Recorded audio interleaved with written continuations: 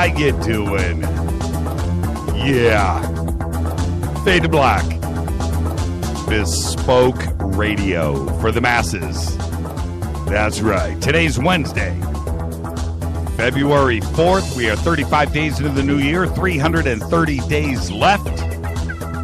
Man, I was in that Doug Aldrich trance. Now I'm in a Space Boy trance. What a great way to fire up the show, huh? Doug Aldrich and Space Boy. I'm serious. I'm not making fun. I'm just saying. Man, I got all jacked up. So did you. I saw it. You can admit it. All right. Live from the truthfunders.com studios right here in Burbank, California. Do you have a book, an expedition, an invention, or paranormal documentary that you need to get funded? Go to truthfunders.com. Truth Funders, the number one source of backing your project into the fringe. Go check out Space Boy right now at Truth Funders, truthfunders.com. The links are right there at jimmychurchradio.com. All right. For KJCR in the Game Changer Network, I am your oh-so-humble host, Jimmy Church. Welcome to everyone listening all around the world, all across the United States, hither and thither, to and fro, back and forth, up and down, east and west, north and south, far and near. Welcome. This is Fade to Black. Tonight, Stan Deyo will be with us. Stan, a true pillar of knowledge, a finder of truth. Tonight we'll be covering a wide range of topics, including current events, his search for the Garden of Eden, the deception of UFOs, transportation, new forms of energy. Stan Deyo will be with us at the bottom of the hour. Excited about that. I will try not to be a fanboy tonight. Been following Stan for years. I've spent many nights going to sleep listening to a Stan Deyo interview or presentation and just was just sucked in. Stan Deyo with us tonight. Very excited. Big salute to the proud men and women in uniform, in harm's way, defending our Constitution and our right to freedom of speech. That's what this show is all about. I think one day I'm going to be like Wally George. We'll be doing a video simulcast here in the studio. We've done a lot of those, but we'll do one in the future. I swear I'm going to have an American flag right behind me. Maybe I'll be wearing a bad toupee just like Wally George. Whatever happened to Wally? Is Wally still with us? Does anybody know out there? Follow us on Twitter right now at JChurchRadio. That's what you want to do, at JChurchRadio. Come hang out in the sandbox. The sandbox is hashtag F2B. That is Fade to Black. Hashtag F2B. That is our feed into the sandbox. Come hang out with us tonight and come see what everybody is out there talking about. And faders.org, don't forget about that. It's free. It's fun. Become a Fadernaut today. It's very simple. To become a Fadernaut, you got to do a little bit of work. Everybody's been talking about it. I get it. I get the emails. I see the tweets. I get stuff on Facebook. How do I become a Fadernaut, man? I want to become part of the family. It's simple. You got to come over here and hang out and show that you care and show that you are smart. Come hang out. Lori Brooks, she just tweeted right here, she's ready. She's ready. Let's do this. She did the same thing. She's a Fadernaut. Come hang out with us. All right? That's all you got to do. You'll get vetted. You're going to get questioned. Make sure that you're really here for the right reasons. But the reasons for this show's success is the Fadernauts. So come hang out with us. You know you want to. Hashtag F2B at JChurchRadio. That's it. And then from there, you'll get your secret code, and you can go over to www.faders.org, and you get to Maybe get a badge, a Fade or Not badge, your very own badge. You're going to get your own. There's a bunch of things that go with it. You're going to get your own blog site. And it's free. You're going to be able to blog to the world and check out all the action that goes on over there. And it's a very friendly, cool place. And if, maybe you've seen something strange, maybe something in the skies, maybe something in your home, maybe you're wondering about lost civilizations and just all of that stuff out there that makes you think. Well, come over and hang out with the Fadernauts because they are you. Always remember that. It's a great family. www.faders.org. Become a Fader today. All right. Don't forget, if you go over to jimmychurchradio.com right now and you scroll down, you're going to see a banner there. You're going to see Truth Funders. Click there after you're done, and you check out Truth Funders. Go to Studio Dome. You'll see it. It's a black banner right there. That is for the Studio Dome SD1 Bluetooth speaker. All Fadernauts, everybody listening to this show or other shows with your iPhone, your iPad, anything with Bluetooth connectivity, your laptop, you need an SD1 speaker. They sound amazing. It'll freak you out. You'll never listen to your phone with headphones or the built-in speaker ever again. The SD1 speaker does all of that for you. It's voice activated. It comes with a really cool antenna to extend the range of it. It's an amazing speaker. So go to Studio Dome, enter promo code Jimmy, Jimmy, Jimmy, and you're going to get, as a Fadernaut, a special promotion, $40 off of the list price of $99.99. That's $59.99, and you're going to get free shipping. Go check it out right now. Studio Dome. Amazing. I've got one right here. Amazing. And I'll tell you what, you need to take somebody out. This is what you're going to use. Happy birthday. Let's get this show cracking. Happy birthday to Nancy Burns. She is 29 years old today. 29 never looked so good. Happy birthday, Nancy. Also today, it's official. Let's get this show cracking. Today, Alice Cooper is 67 years old. Somebody asked me how he's trying to get away with saying he's 67 years old. I got to tell you, when I hung out with Alice in Phoenix back in 97, I think, 95, 96, 97. Wait, that's 20 years ago.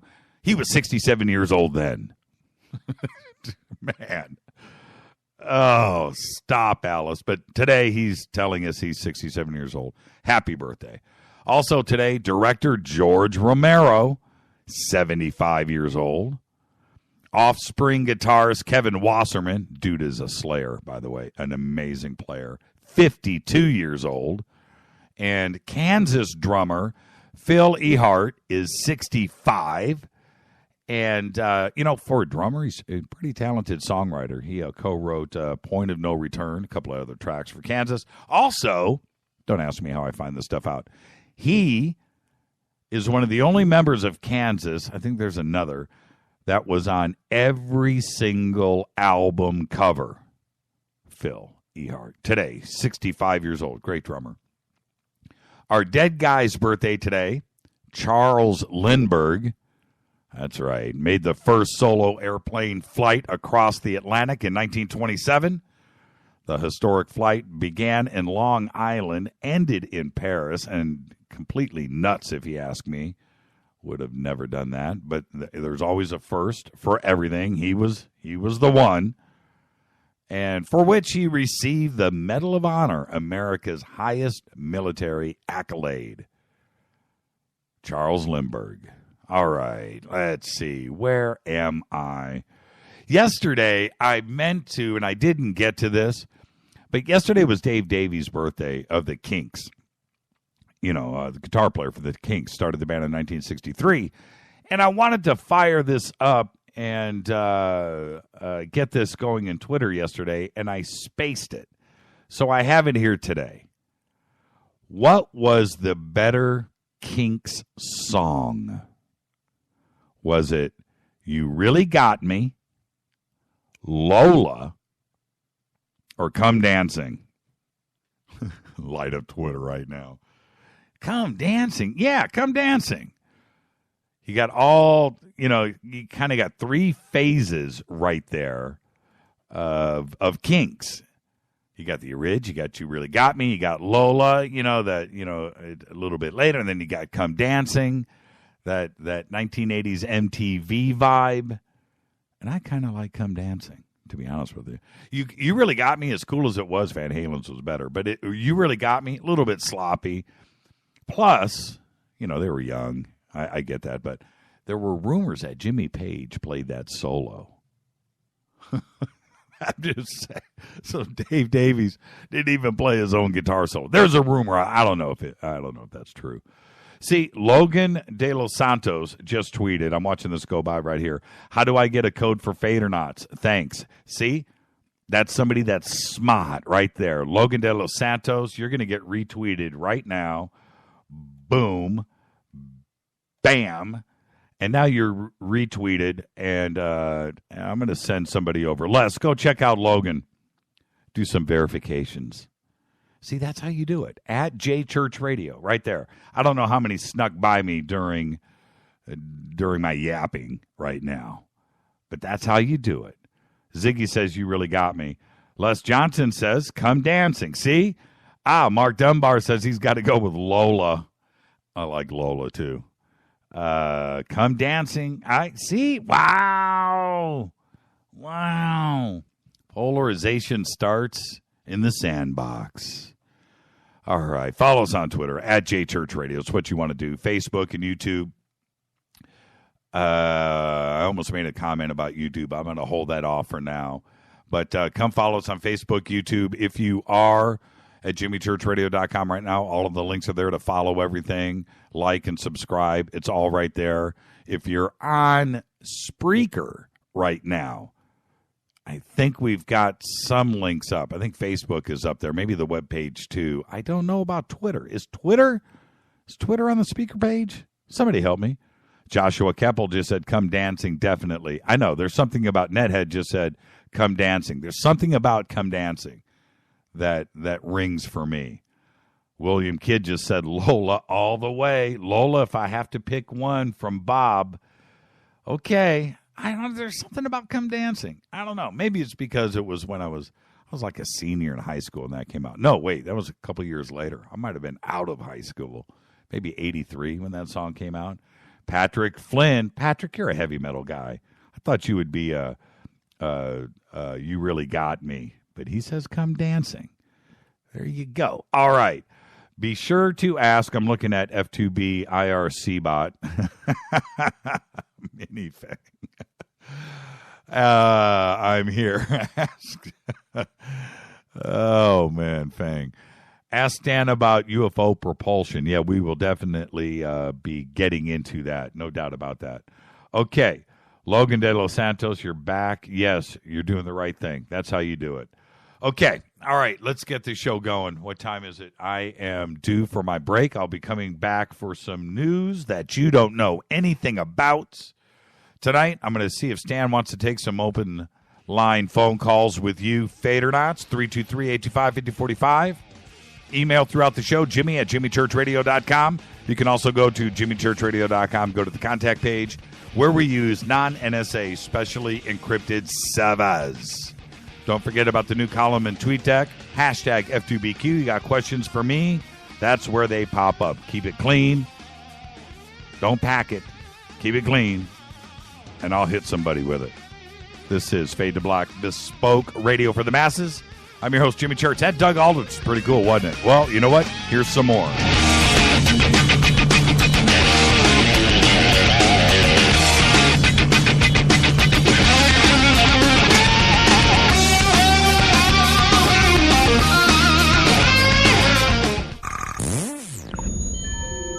You're listening to Jimmy Church, Fade to Black. What's up, revolutionaries? It's me, Jimmy Church. Do you have an IRS or state tax issue? Well, I did, and I called national tax experts. My problems were fixed, done, fini, and man, I gotta tell you, it was a relief. National Tax Experts are a recognized tax office that services clients in all 50 states. It doesn't matter where you live. Give them a call. I'm telling you, they take the time to understand each and every client's individual financial status as well as their financial goals. And that's exactly what you need, my brother, when you're taking on the evil 3-letter. So, seriously, give them a call today at 1-877-909-5444. Again, 1-877-909-5444. Or go check out their website, www.nattaxexperts.com. That's NATTAXEXPERTS.com. Tell them Jimmy sent you. This is KJCR at JimmyChurchRadio.com.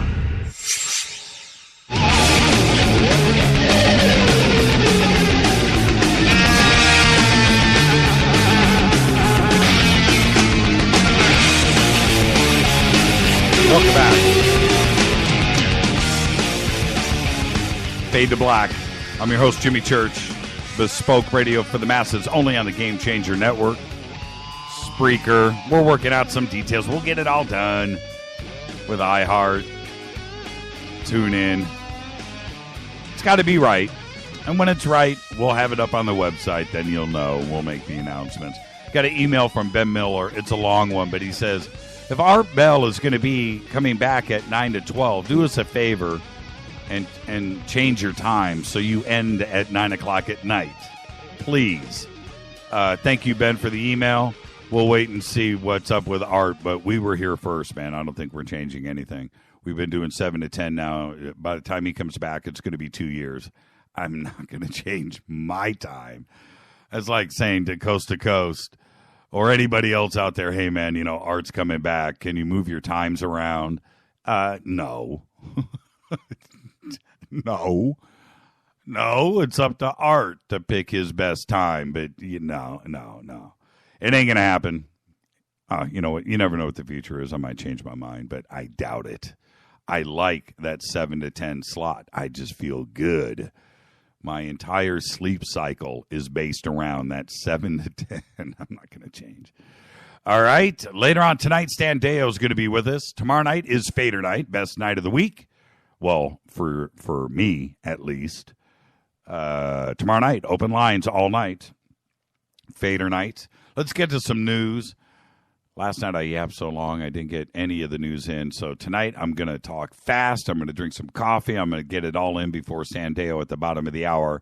King Abdullah of Jordan vowed severe response for the murder of the captured Jordanian fighter pilot, saying ISIS isn't just fighting his nation, but it is warring against noble Islam itself.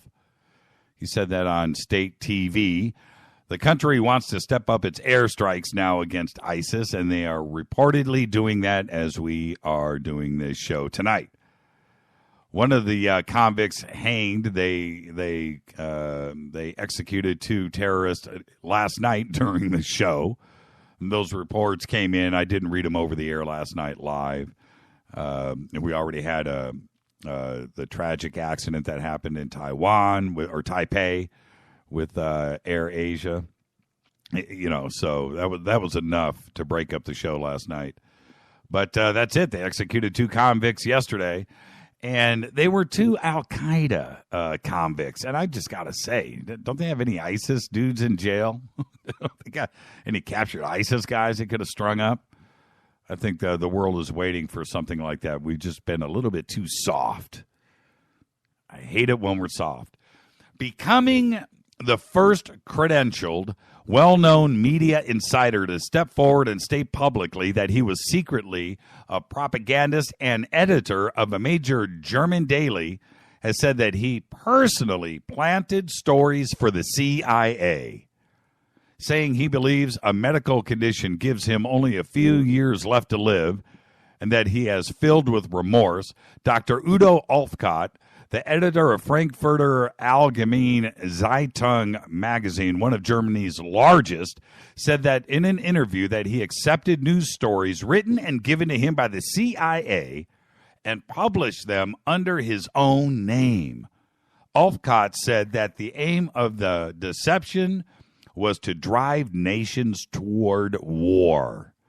Dr. Ulfkott says that the corruption of journalists and major news outlets by the CIA is routine, accepted, and widespread in the Western media, and that journalists who do not comply either cannot get jobs at any news organizations or find their careers cut short.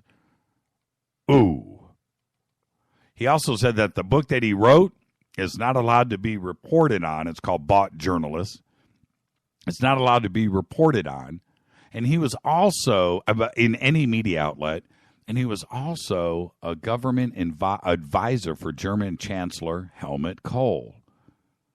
An Israeli-led consortium has received 6 million euros from the European Commission to develop a phone attachment that can tell you if you have cancer just from your breath, often months before any other scan or test. That's right.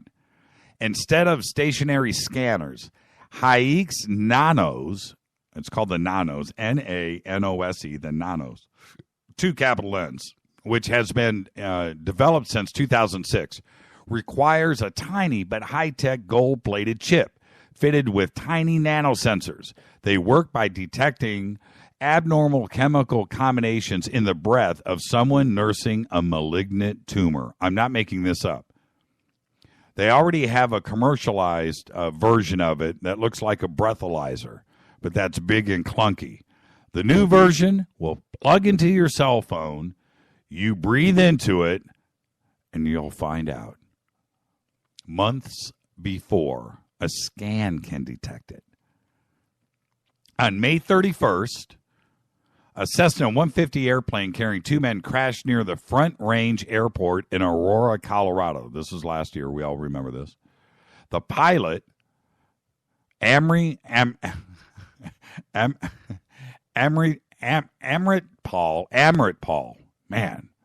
Paul Singh, and a passenger were both killed. Now the National Transportation Safety Board investigation says that the crash was likely caused by an attempt to take a selfie. The plane's windshield had a mounted GoPro, and on the day of the crash, it recorded Singh and multiple passengers taking selfies and texting during several short flights. Specifically, there is footage of Singh posing and messaging on a short flight minutes before he embarked on the flight that crashed. The GoPro wasn't recorded during that last flight, but the NTSB has concluded that the crash fits into a pattern of distracted flying. Wow. When I was, oh man, when I was out flying over the Malibu deep underwater base, go look at the pictures that we posted over on Facebook. A load of selfies. And I read this and I was just thinking, we weren't doing it during takeoff and landings, but wow, we were a lot. I won't do it again. I just won't, not after reading that. The big ticket items such as the Space Launch System, the Orion capsule, the Commercial Crew Program, grabbed big bucks and headlines as NASA unveiled the White House's 2015 budget proposal. But some astronomers and science fans are most excited about the inclusion of a new mission, a trip to Europa, Jupiter's 4th largest moon. Europa is appealing to astronomers due to the oceans hidden beneath its icy surface. Though the moon is far away from the warmth of the sun, the tidal forces exerted by Jupiter cause friction that warms Europa's innards and keeps its oceans melted and moving. Researchers believe there are likely hydrothermal vents on Europa's ocean floor, and that the moon's icy crust features plate tectonic-like behavior. But let's not forget, Arthur C. Clarke predicted this a long time ago. A long time ago.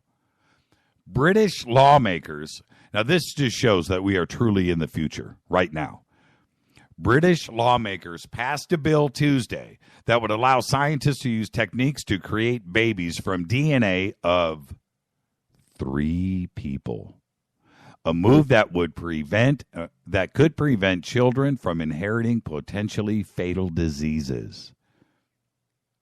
Listen to this. Parliament voted overwhelmingly in favor of the measure, putting the United Kingdom on course to becoming the first country in the world to permit embryos to be genetically modified. 3-parent in vitro fertilization, it's called IVF, aims to prevent mothers from passing on inherited diseases and involves altering a human egg or embryo before transferring it to the mother. British legislation currently forbids any modification of embryos before they are transferred, and critics see it as a step toward creating so-called designer babies. The 382 to 128 vote in favor of allowing the techniques means that the bill now needs to be approved by the House of Lords before coming law. Now, does that remind you of the movie Gattaca? Reminds me of the movie Gattaca. It's kind of creepy. Several hundred protesters have reportedly tried to break into the Ukrainian president's administration office in the country's capital of Kiev, but were repelled by security forces guarding the building. The standoff grew and the clashes in the street. Now, the demonstrators who demand access to the administration's conference room in order to make a TV statement are still clashing with the National Guard, TASS reports. But that's not what is crazy here. You know what else they demand? They demand martial law. They want martial law. They want martial law because of the clashes that are going on out there. They insist that fighting with the rebels in the southeast of the country is nuts. And the only way to control it is with martial law. When was the last time you had a protest to break in to the presidential palace and take over the TV to demand to the president to get martial law cracking? Crazy. Radio Shack is quickly running out of time and money. I reported on this a couple of times this year. Radio Shack is something that I think most of us in this country hold near and dear to our heart. They have over 5,000 stores, and one of the company mottos is there's a Radio Shack 5 minutes from 90, I think it's 99, 95% of the entire population. That's right. There's a Radio Shack everywhere.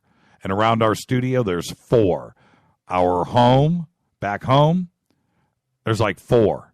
Seriously, there's 4. Within blocks. They are everywhere.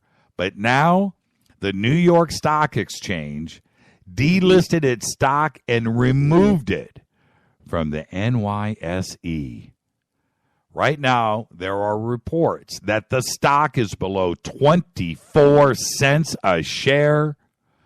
That's right. And some reports are it's actually down to 0. Could be a good buy if they restructure. I'm telling you what. This is Fade to Black. When I come back, Stan Deyo will be with us. Excited? An entire night of world events with Stan Deyo. Tomorrow is Fader night. This is Fade to Black. Only on the I said it again. Only on the Game Changer Network. I'm your host, Jimmy Church. I'll be back right after this. Stay with us. More Doug Aldrich.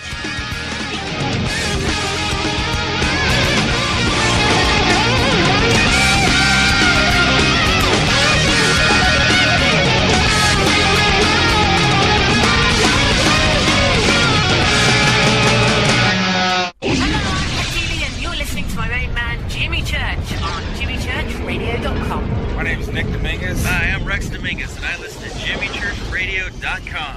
Jimmy is your preacher. Amen. This is Toby Kebbell. You're listening to JimmyChurchRadio.com. Don't hurt me, Jimmy. I'm only little. Hey, I'm Adrian Grenier. And this is Ari Gold. We're of the Honey Brothers. Yes. We're of the Honey Brothers. Hey, I'm Adrian Grenier. And I'm Ari Gold. We're the Honey Brothers. And you're listening to Jimmy Church. The Revolution. KJCR. JimmyChurchRadio.com. Despite popular opinion, reading a book will not make you smarter. But listening to Jimmy Church will.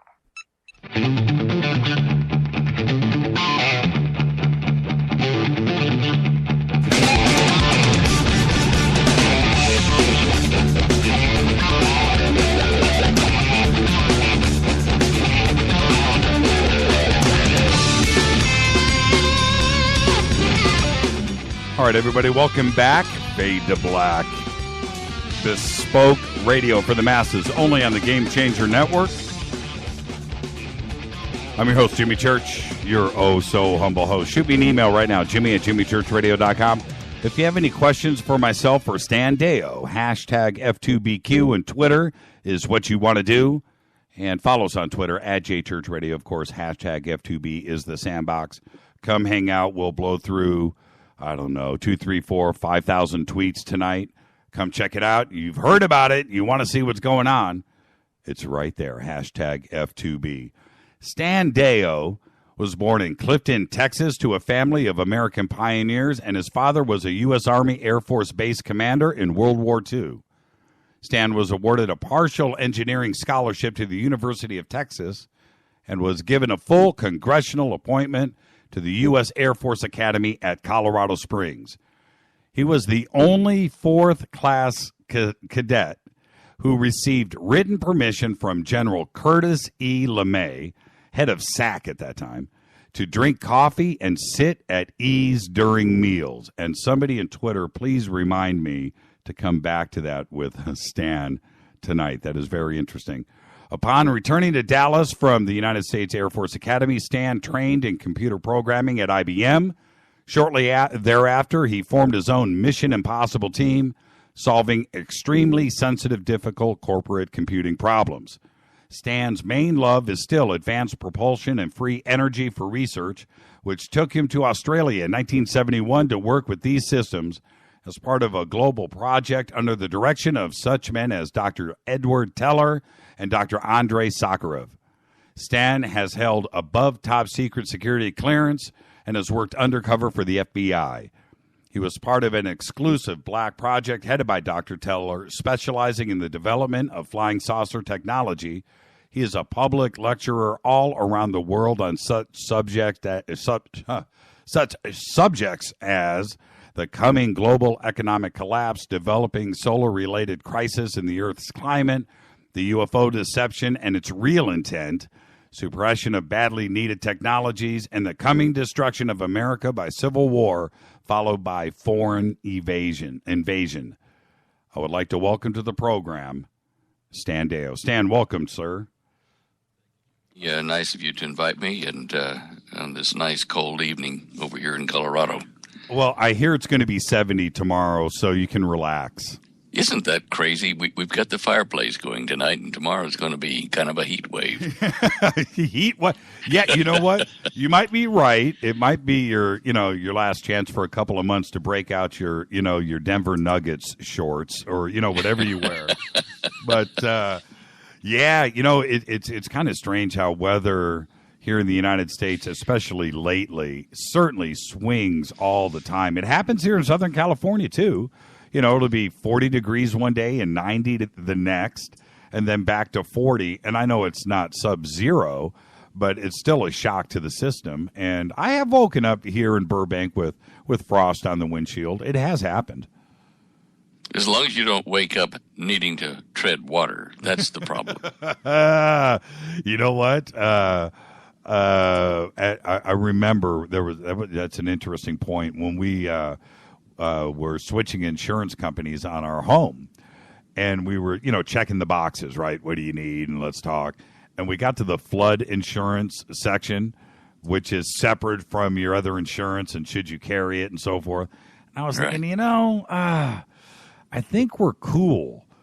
So we didn't go for it, right? We didn't. And it's just one of those things. Oh, man. You don't want to come home one day and see something. You don't wish that on anybody, including yourself. But when it happens when you didn't check that box. You know what I mean? Yep, absolutely. So, Stan, how you doing? Oh, good. I just had an interesting conversation with my 2-year-old granddaughter down in Perth, Australia on Skype, and with her dad, my son Nathan.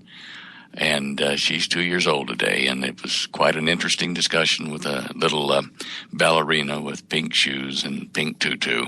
A 2-year-old Australian accent by chance? It was more like me. Oh, that's amazing. We have so much to talk about tonight, but we can change the gears. I want to know exactly what she said. We can spend some time there. Well, she told me, I asked her what color she liked the best. She had a multicolored little butterfly she was holding, and she said pink. And I said, well, okay. And her mother says, all colors to her are pink. So, right. Yes, okay, that's good. That's good. But they're going to take her to a one of those aquariums like in San Francisco where you can go underneath and look at the animals, the fish swimming around you. Right. So that ought to be a real treat for her. Well, Rita and I, we have a 2-year-old niece. Her name is Elise, and we were watching a video the other day, and her new word is, "That's amazing." Right? So we're watching these videos of our she's not, it's our niece's daughter. So what is that? Is that a grand niece? How does that work? Your niece's daughter. I don't know. It's direct blood. There's got to be a name for it somewhere. Anyway, her name's Elise. And we're watching this video of her posted the other day where they were making cookies or brownies or something in the kitchen. And she just looks up at her mom and says, "That's amazing." And I watched that video 20 times. That's cool. Yeah, big lump in my throat. Where does the time go? It's just, I know.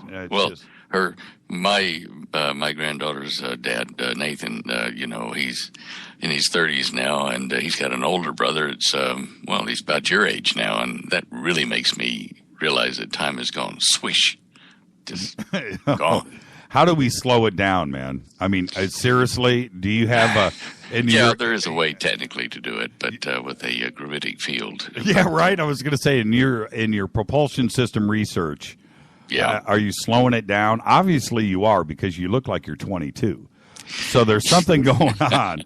You're very kind. But the truth hurts sometimes because I look every bit of 51, but. Well, I haven't seen your picture. I know Holly said she heard you the other night on Coast to Coast. And right.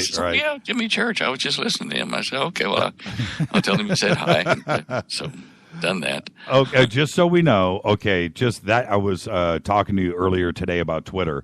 So I got about 6 tweets right in a row. It's great niece, great niece, great niece, great niece. Oh. So it is great niece. Boy, isn't technology wonderful? That's great. Oh, man. You know what, though? It's good and it's bad, because when I make a mistake, you've never seen Twitter act so fast in your life. It's just like instantaneous. Sharp knives come out. Yes, man. And I can be right. I can be half right, and it's okay. But, man, when I am all wrong, and they let me know it, it's really funny. I've been there and done that a few times myself. Wow. So, as everybody knows, this is a conversation between friends. We're just, kicking it in my living room or on my couch. We're going to start where we're going to start. I said it in the intro of the show, and I did want to do this, but I had to give myself a legal clearance on this. I'm a fanboy. I've been following you for years, and I'm going to try to behave myself and be as objective as possible and try to get to the hard questions if I can. But it's going to be tough. I've been a fan for a long time, and it is indeed an honor to have you as a guest with us tonight. But let's start. Let's do this. You ready? Thank you, Jimmy. Sure. Yeah, look, glad to make your acquaintance, and I'm sure we'll have some other fireside chats as time goes on. Absolutely. Let's start with the Air Force Academy. And the Curtis LeMay thing is pretty interesting in your bio.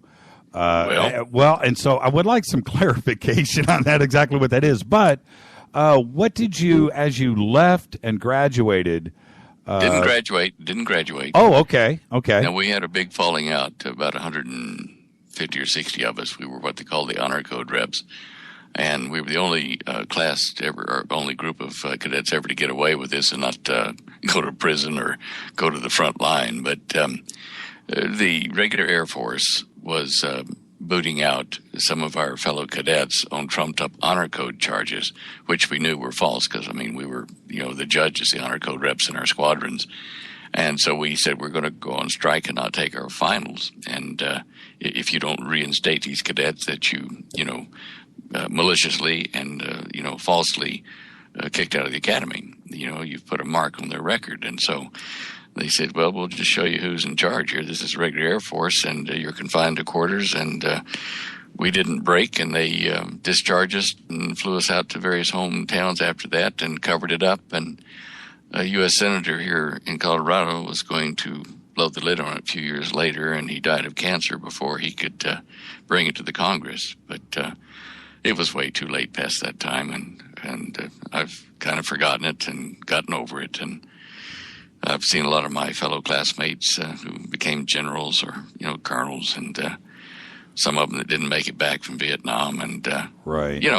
I have good memories. I go up to the academy every now and then and visit. So I've driven past it. It's kind of funny because you can see it from the freeway right there. You just look and there it is. And it's so majestic, sitting out. I think there's like a little valley before, and it's sitting up on the hill there. But I've driven past it in the summer, and I've driven past it in the winter, and it's like, there it is. That pointy building there with the 17 spires is our church, right? And, I tell you what, services in there on a Sunday morning were absolutely magical because there's colored panes of glass running up the spires, all 17 spires.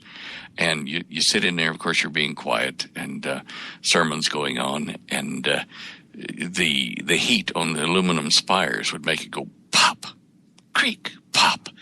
And when you looked out the windows through these colored glasses, they were all over the roof. It was just like you were in another place, another time. It was just beautiful. And even the synagogue in the basement was quite colorful with colored glasses and things, but it was down below the window line, so you couldn't see out there. But anyway, that's actually kind of crazy sounding, because I would assume it's not required, but you must attend. So it's packed is what I'm getting at, right? It's full, and so you're in there during service, which it's quiet, but these loud pops are coming in that would be arbitrary, random, right? Right. They're just the metal expanding in a different rate to the glass, and so of course you get a little creak and a pop here. Would it ever be at a moment when and the Lord said, pop? No, it never happened that way, but I certainly had something like that happen when I was speaking in a home to a Jewish women's league group down in Perth. Oh, you want to share that with us? Well, sure. What happened? Well, years after I'd left Dr. Teller's program, I was studying with some rabbis in Perth, and one of the rabbis had an aunt that was in the Jewish Women's League, and she said, would you come talk to us, at our home meeting, and, about what you've done and, that kind of stuff. And I said, okay. And by that time, I think I'd written a book and had a bit of TV exposure. So it was, come talk to us, local TV star. So anyway, so I go, and it's an evening meeting, and we're talking, and all these women are sitting around. They're mainly cotton tops, middle-aged, older. And they're saying, can you tell us what you and the rabbis talked about? And I said, well, some I can and some I can't, because, it's not allowed. Well, can you tell us about, UFOs and what this has to do with things. I said, well, sure. So I started telling him about, UFOs and things like that and, the deception. And I said, now, just imagine yourself. Here we are in this little home here. It's dark outside. And what would you do if we heard right now?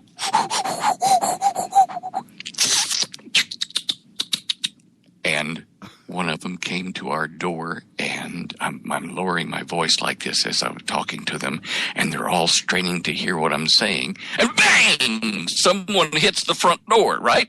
Well, one woman fell on the floor. I thought she was having a heart attack. Several screamed and fell over their chairs, and it turns out that the woman's son was coming back from a date early, but it was one of those moments like you're talking about. Oh, you're not right, Stan.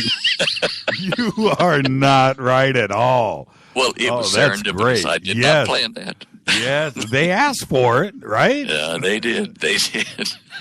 You bring up a good point, which is the UFO deception, and I think I would like your definition of it. It can be interpreted so many different ways, and it's something that you have publicly spoken on for years, and I love the way that you present it. So what is your definition of the UFO deception? Well, Jimmy, it'll probably come out different than when you've heard it before. I don't have a set, outline for doing it, but basically, because of what I worked on with Dr. Teller's group, I know that we have anti-gravity and a lot of other technologies that the world at large and public does not know about.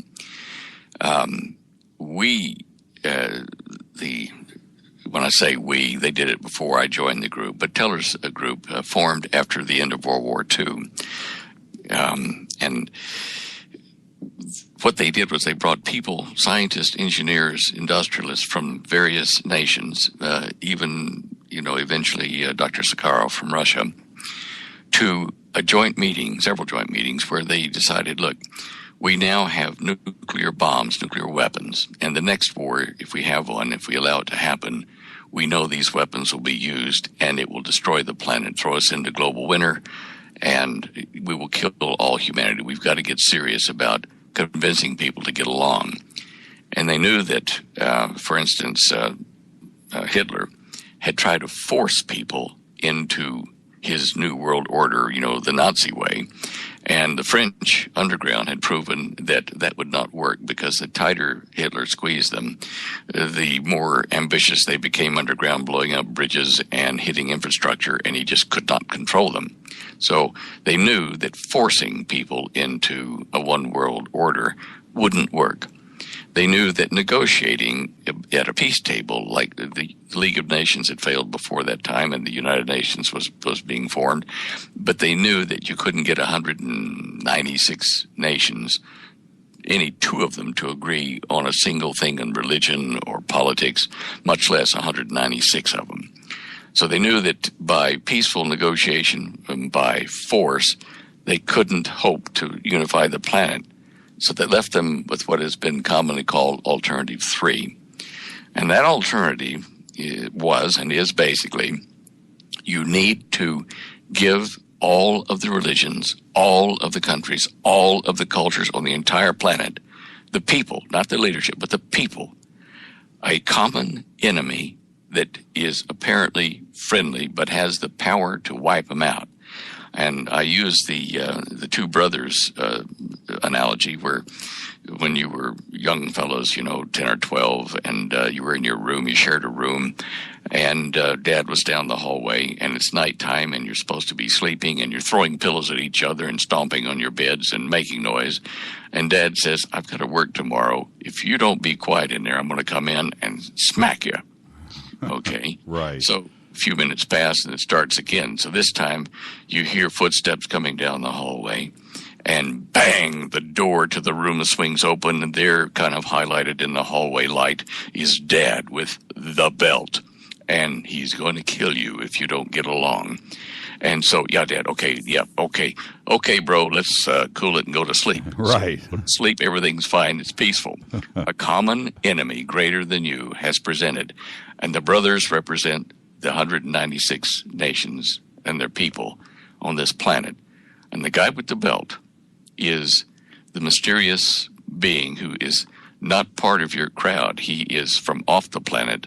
He is advanced technology, so advanced that it's like magic to you. Right. And, this overcomes religious and political and economic differences all of a sudden. It's like 4th of July Independence Day, that movie, when the big mile-wide diameter ships all parked over the major cities, people have to come together rather quickly or they're going to die. The whole planet's going to die. Right. And it's that scenario, and it's built upon Alternative 3. Now, in the early 50s, in 1954, there was a NSA or NSC directive passed, number 5412, which formed the 12 men who would oversee keeping technology that we had stumbled upon and had traded with alleged alien beings from the public, and would oversee the development of underseas and underland bases all over the planet to develop the magical technology that we wanted to use to make a fake UFO, alien landing. But rapidly we changed that opinion in the early 50s, because when they met the real ones, deals were struck where they would be able to sample DNA things on our animals and some people, limited quantities, and in exchange we would get anti-gravity and various other technologies to help us with our intent to form a world government. Well, that agreement, that handshake, didn't work. Almost from the start, they started abusing their privileges to abduct people and to mutilate, livestock and animals, and to do DNA crosses and crossbreeding and all that kind of stuff. Mm-hmm. Now, it was not until the late 70s that our agreement with these critters fell apart. And when I say these critters, now I've not met them. I heard about them. I was briefed on them, but to my knowledge, I never met one. There are 3 types that I know of, and you're familiar, I'm sure, with the tales of the short little gray critters with big eyes, and then the vastly taller, thin ones with bigger eyes, and then the tall ones that are human, right?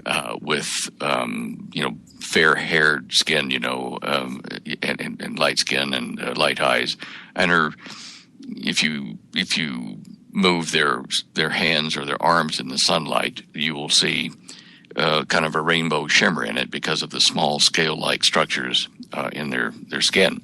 Right. Now, those are the 3 kinds that I had been briefed on, and as I say, I may have met one couple of them at a United Nations thing, but other than that, I don't know that I've ever actually met any of them. Now, they let us, or they asked us to build bases to help them build industrial complexes underground and under the ocean to build technology that they were supposed to share with us. But they started to do things without telling us, to develop structures and equipment and manufacturing that we didn't know about. So in the late 70s, they started actually kicking us out of our bases, and shooting battles ensued in various places, which you've heard of at Dulce and various other things like that. Where I don't know if we have any bases run by humans left. I think all these beings control everything now. They only needed Earthmen to build these structures, to make infrastructure for them to then take over and build weapons for a war that they're fighting with another being and his troops, which aren't on the planet at the moment. And we're just collateral damage. We were used to help set up their infrastructure to build weapons. It seems as though they were kicked out of where they were dwelling, which was like a parallel universe to our own. And they were kicked into this universe. And when they came, they couldn't take all their technology or their manufacturing complexes with them. It'd be like us landing one of our super jets on an island with a bunch of natives. We couldn't reconstruct our super jets without a lot of infrastructure to build semiconductors, chips, glass, all that kind of stuff. That's their situation. Right. So anyway, in my opinion, I tried to understand, where these beings came from, why they were preparing for a battle with a bigger alien, force or whatever. And when I studied with the rabbis, I suddenly figured out, okay, this is what the biblical prophecies were talking about. The fallen ones came out of the sky, which was probably some kind of a portal. They were gated from a parallel universe, led by Lucifer, Satan, and his minions, and they were cast to earth. And, of course, it does say that in the Bible. And in the last days, he'll be cast down to earth. And he'll traverse the earth like a hungry lion. There's a lot more to that story. But anyway, that basically tells me that what we are seeing in the first instance, when UFOs officially are announced all over the planet, the first wave of them who come to allegedly help us, like in the TV series, miniseries V. Okay, the first wave will appear to be friendly, and it will help us with technology and medicine, and help us organize a global government and how to protect the planet from meteor strikes. Blah blah blah. Right. And okay, so people that don't know any better and don't know that this is what's coming about will be deceived, and they will think this is, our creators. They are the ones that manipulated the gene structure of apes and made humans and made the Garden of Eden. And so, there may be even a production made in 3D holographic imagery where these beings say to mankind, look, Jesus, well, he was on the cross here. We were there, actually, and here's a video, a 3D hologram of the crucifixion, and he's one of us. Can I jump Sure. in real quick? So the deception, our own leadership of each country that were interacting, they were completely duped then, and they weren't smart as they like to think they are. They didn't see through any of this, did they?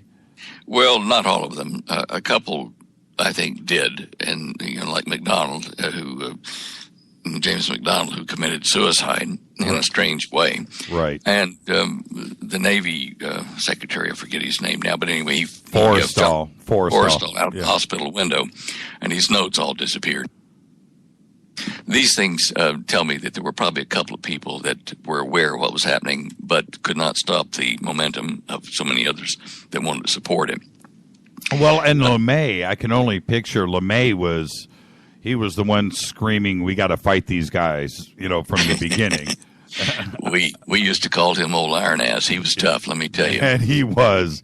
When I wrote the letter to get permission to drink coffee at the academy, it was it's a tradition. When you're a fourth class cadet, there is the senior classmen. You sit with a group of them at a table of about 10 of you, and at the end of the table, there's a senior cadet that is the table commander. And we had a particularly nasty table commander. I think he'd pull the wings off butterflies and enjoy it. But anyway, he says to us, the fourth classman at the table, he says, "I want you guys to get a picture of your girlfriend in a bikini, and if you do that, I'll let you sit at ease and drink coffee for one meal." And so I didn't have a girlfriend at the time, so I didn't do that. A couple other guys did, and finally he says to me, "Deyo," he says, "haven't heard from you. Where's your picture?" "Sir, I don't have one. Don't have a girlfriend. Can't do it." "Well, give me, I don't know, picture or something from some important, Hollywood star, or, some important person." So I thought about it, and I said, "Yes, sir, I'll do that." And so I went back to my room that day, and I drafted a very brief note to the commanding general of the United States Air Force, General Curtis E. LeMay, and I said, "Sir, I hate to take up your time, but basically, here's the story, and I thought it would be kind of funny, kind of a joke on my table commander if you were to be my coffee chit, write me a letter to say it'd be okay, because you're important enough that I think he'd respect that." And so I signed it and put it in the envelope and went down to the mailroom on my floor.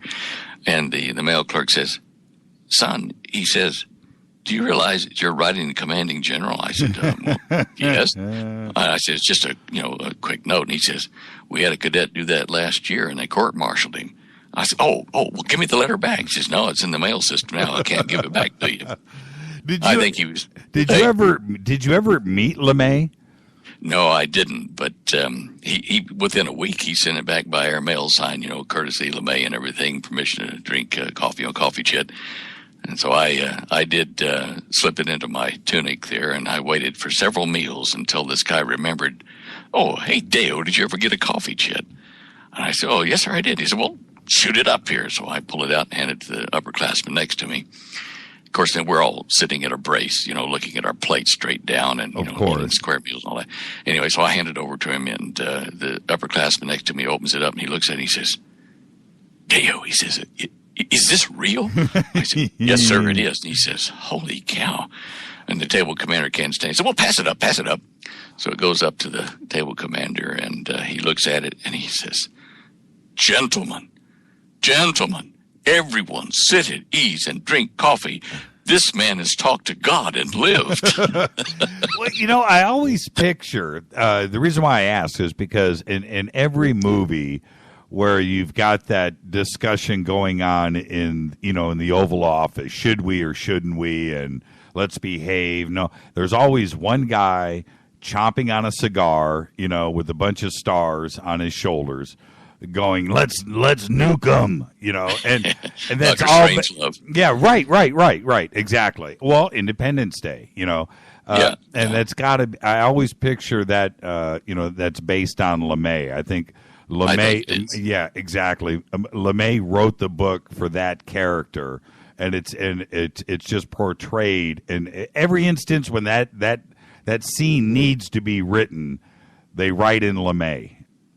Yeah, he was tough, but he was fair. I got to tell you what, I really respected the man. There are a number of stories about things that he did to his men and with his men that just underline the fact that he was a cool leader. I liked him. Now, in 1971, when you took the trip, it was to Australia, right? Right. With Dr. Teller. Was that when you were introduced to the development of flying saucer technology? Was it in that period? Yeah. I was recruited in Dallas. I was approached privately by Dr. James R. Maxfield, and he was an associate with Teller on the project, and his office was there in Dallas, and he did explain to me that they were already way ahead of me. They'd had 3 different types of saucer craft, and they knew what I was doing at home in my private lab. And to be honest, someone had broken into my house, into my lab at the home a few months before that, so I suppose that's where they found out what I was doing. And I hadn't filed a patent yet, so it was still pretty close to the chest. But anyway, he said, look, we know what you're doing. We know that you're experimenting with anti-gravity, and we've already done that. We've already got a working craft, and we also worked with dynamic plasma craft and blah, blah, blah. And my jaw hit the floor hearing that first time in his office there. And he then started to move people and places and things to get me out of the United States with my family and set me up there in Melbourne, Australia.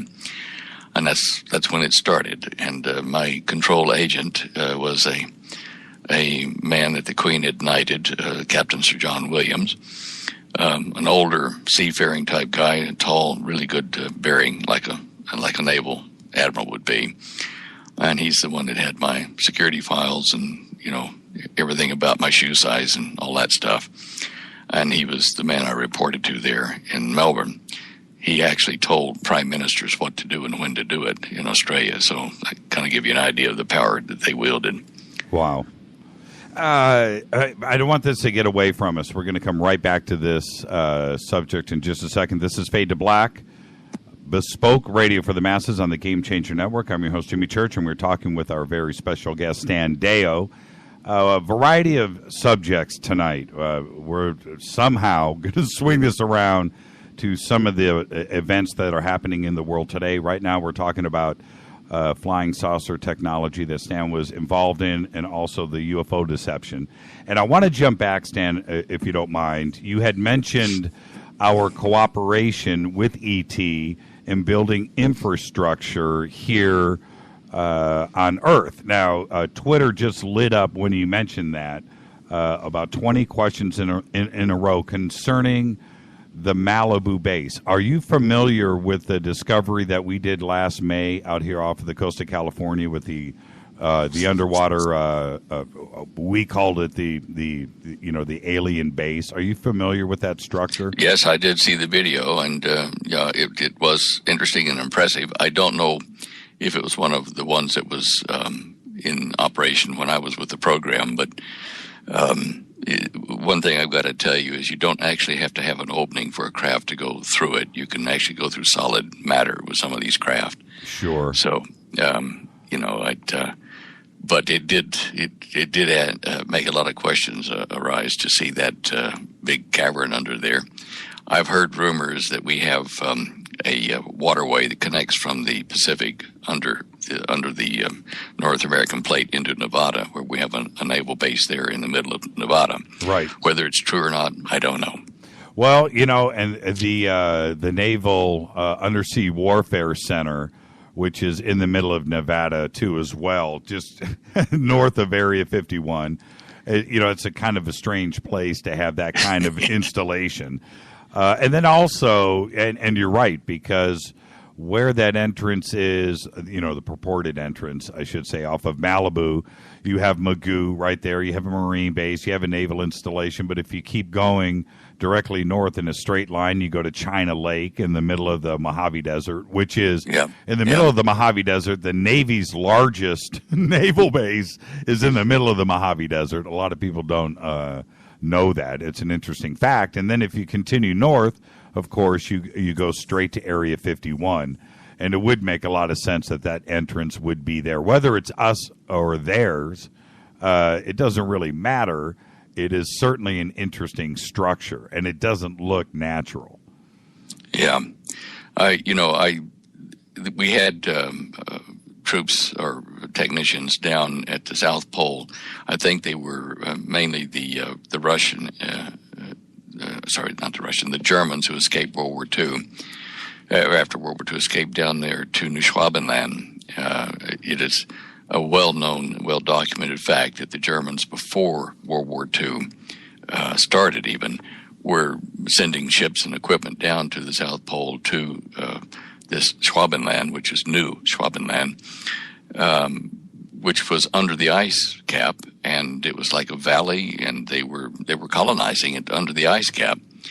Now, it is not really a stretch of the imagination to think that we continued to use that and joined with him after Admiral Byrd confronted them in that fleet that went down there and got miserably defeated by flying saucers. I know we had a base in that region, and I assume it's the same one. And we had one in the center of Australia, underneath Pine Gap and west of there in the McDonnell Ranges. Right. Even our Aboriginal friends told us about the flying discs that came out of there in the evenings and mornings sometimes. So whose they are now, I think basically you can just bet that the super technology, the beings with that are the ones in control of the planet. And anything that moves that's antigravitic and more advanced technological devices is under their control.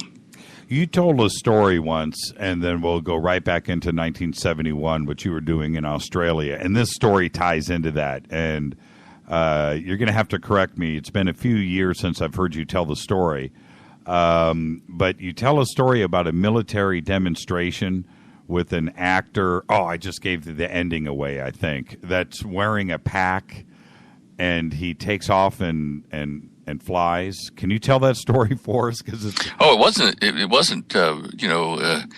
Well, it was a short story that was written in the mid '50s, and of course, it was fiction.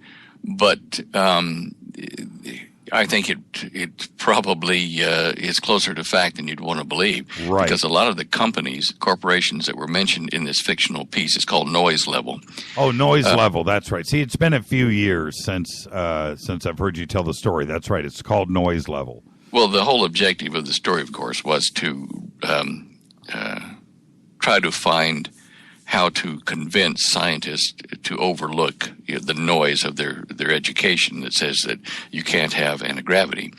And the way it starts, they're in the Pentagon, and there's a meeting of high-ranking generals of various services there together at this table in this room, and they're called together in the middle of the table. There's this tarp over something on the table, and there's a screen, a film screen at the end of the room, which they're watching a movie that's played there. It's one of those 16 mm movies in the old days, and the movie shows a young redheaded fellow, in his late 20s, it looks like, and he's standing in a football stadium up close to the edge of it where a bunch of generals and other scientists were meeting or sitting there looking at him, and he stands in front of him. He's got some kind of a backpack on wrapped around his waist as a belt to hold him and everything and, support him. And he adjusts something on his chest on the control panel, and he slowly lifts up 10, 15 feet in the air, and then he kind of lays sideways, and he adjusts some more things on it, and zip, off he goes around the inside of the football stadium in the air and back over to where they are without making a sound.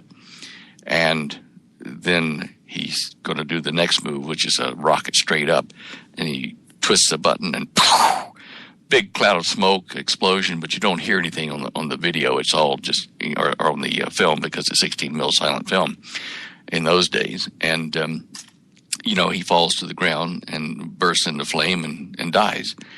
And they said, gentlemen, this fellow, of course, is dead. And he lifts the tarp off the center of the table. He said, this melted pile of metal and plastic is all that's left of what he was wearing. And we want you, particularly the corporate engineers that are here with us from the various, leading aeronautics corporations and physicists, we want you to back engineer what this young fella did all by himself. Now, we have his apartment, and we'll take you over there, and you can investigate and see if you can find any clues as to how he did this. So they all go over to the young man's apartment, and they find libraries on chemistry and physics and metaphysics and gravity and magnetism and art and the strength of sounds in the Indian mystical religions and how they move things to float. And they find a chemistry lab and a physics lab and all kinds of stuff that he's been playing with, and they can't figure out what. And they look at the books, and in the margins of the books he's made notations and scribbles that don't mean anything. So they're trying to figure out, how did he do this? Where was his mind at? It's all over the place. So they think and they research, and a month goes by and nobody's done it. Nobody's figured out what he'd done. And one company, one engineer, a physicist out in California, and his mate decide to go fishing for the weekend. They've had enough of trying to figure out anti-gravity that this young kid could obviously do. So they're up fishing in a stream in the mountains in California, and one of them is looking at the stream, and where they throw in the line and the cork bobs, it makes a ripple that flows downstream and keeps its shape but flows on downstream. And he looks at it and he says, I know how he did it. And they pack up their fishing gear, go back to the factory, and they work for weeks. It takes them about a month. And they call everyone, that is there at the company working, come look at this. And they have about a 6-inch thick aluminum disc, about 30 feet in diameter, inside the factory, and hooked up to some wires and things on the top of it. And they throw the switch, and doggone, that thing goes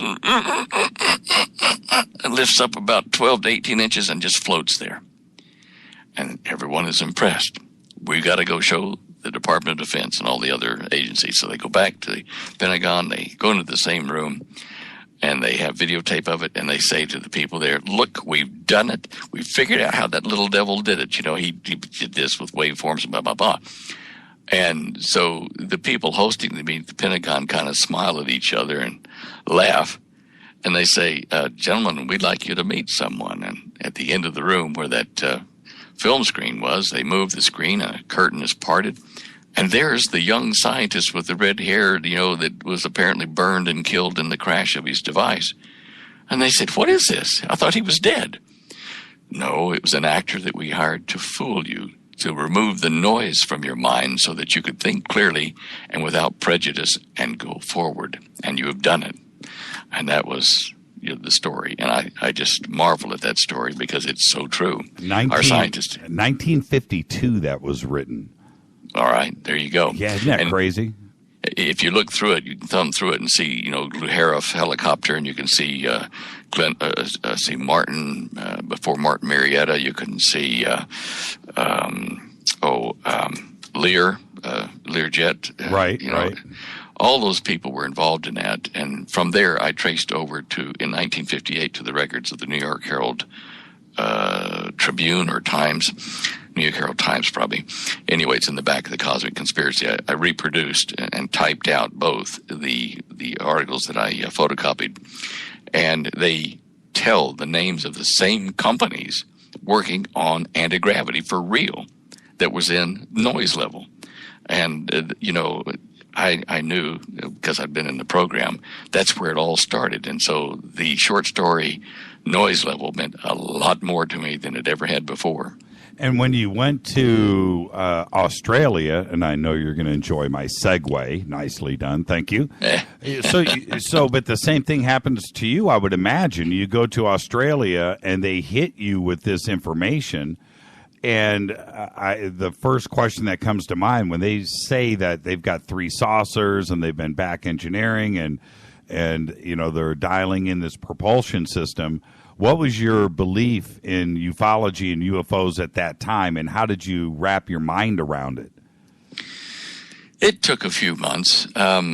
It was an absolute shock to realize that we'd been doing it, but then I realized that there had been tales of these flying things before World War II, not only in the States, but in Europe and in India and some of the really old historical records. And I thought, well, those weren't ours, so there must be another crowd. And that's when, of course, I started asking questions, and there was not enthusiastic response from the higher-ups about me asking so many questions about this. And one of the things that really got me in trouble with the group, or at least, in reprimand mode, was that I said, look at all this technology we've got. Why aren't we making this public? I mean, you can own the technology, and you can use anti-gravity to help the human condition. You can use these power cells you've got here to give to the poorer countries. It's they can pump water and grow crops for themselves and live, and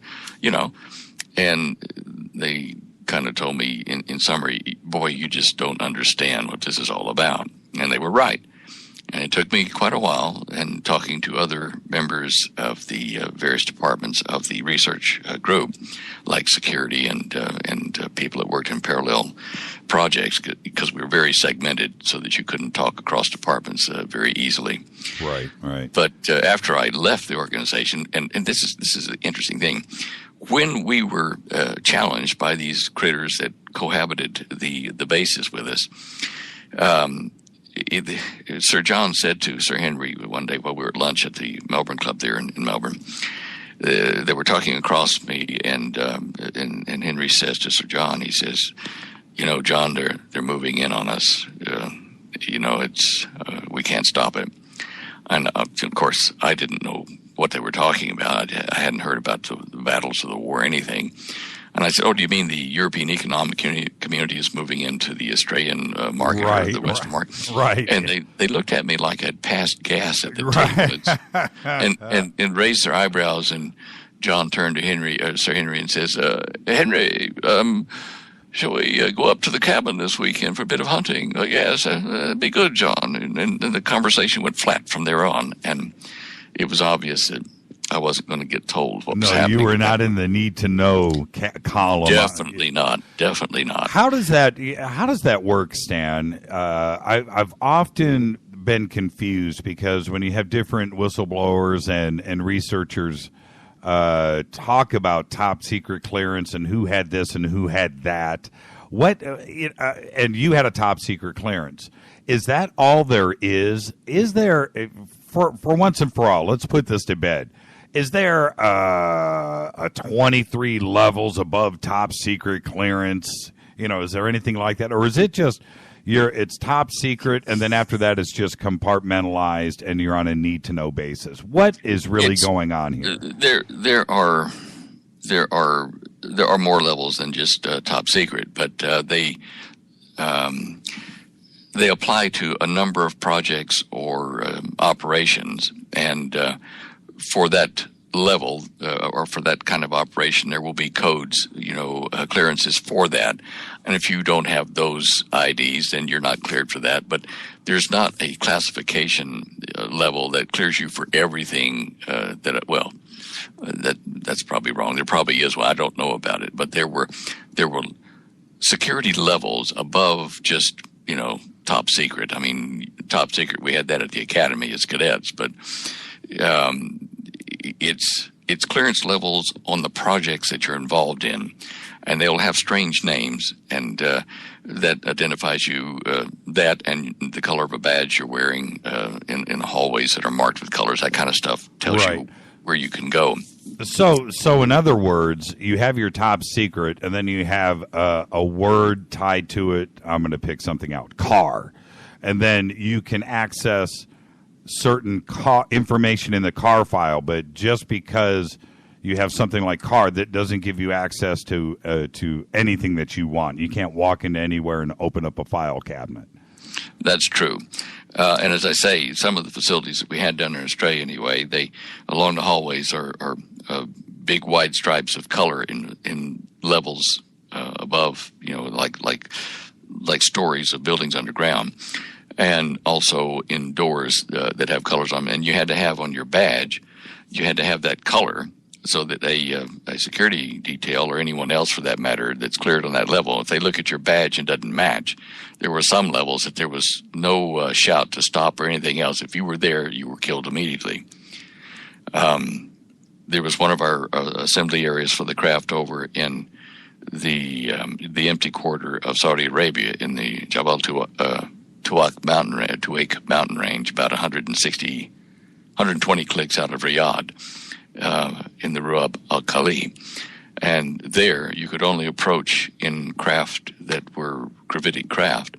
And anybody on foot or in air that got within the no-go zone was immediately terminated. There was no questions, no excuse. You were dead. So that's the kind of security levels that they had. And there are some places that there's no danger of someone just wandering in orbit or in other places that are just totally inaccessible under the ocean. You just, you're not worried about people that don't belong getting into those things because they don't have the technology to get there. Right. And it harkens back to Bob Lazar's stories about he went into a room. He was given a stack of documents to review and read, and he went through those. Did they do the same? Or is that how they exposed you to this, or how did they? Because this is if to the wrong person, you would just go crazy. You would lose your mind. So.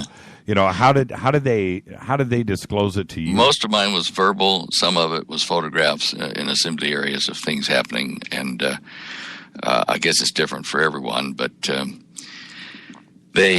when we started to lose control of our bases is when in the mid-'70s when I left the group. I'd only been there a couple of years, 2-3 years, and what happened was one morning Sir John's man who he's like an odd job in one of the James Bond movies. He was tough, and he was the Mercedes driver that would drive us around, Sir John and I. But he showed up on my front porch there in Melbourne one morning with a box of all my material, with all my data files that they had on everything. And he said, you're to have no more contact with Sir John or the group. You're cut off.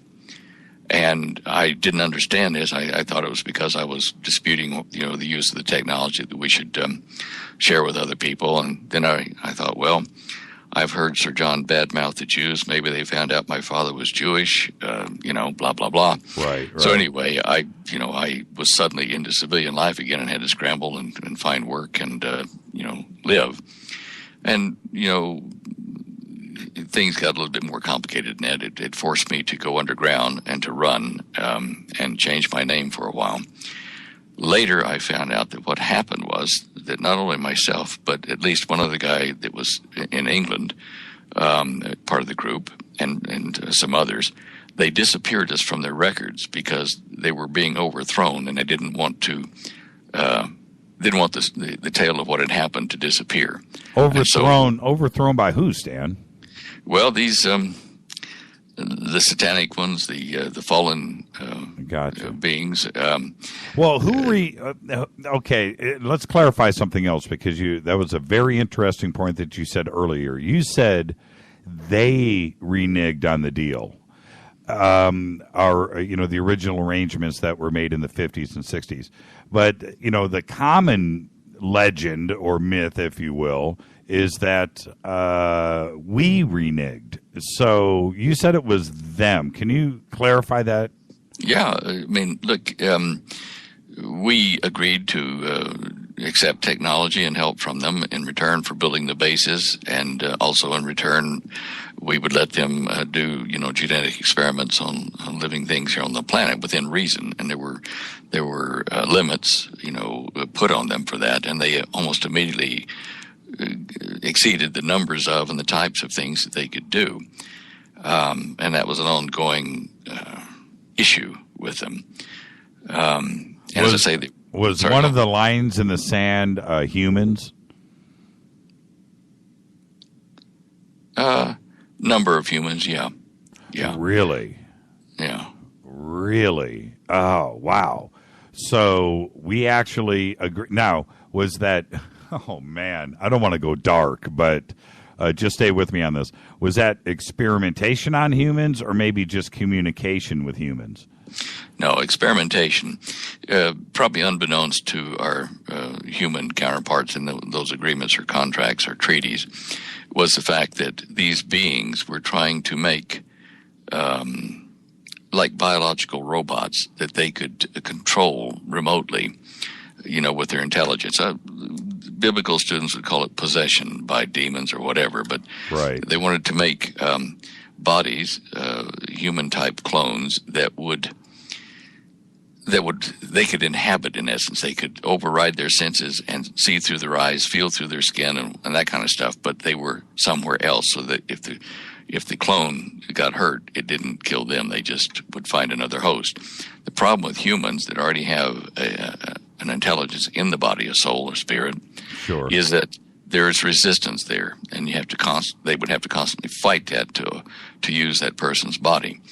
So I think that was generally what they were doing, is trying to find a clean host that had no intelligence indwelling it, and to use that as a biological, robot. Or I have a couple of avatar. friends. I have a couple of friends that would have worked perfect. That's another story.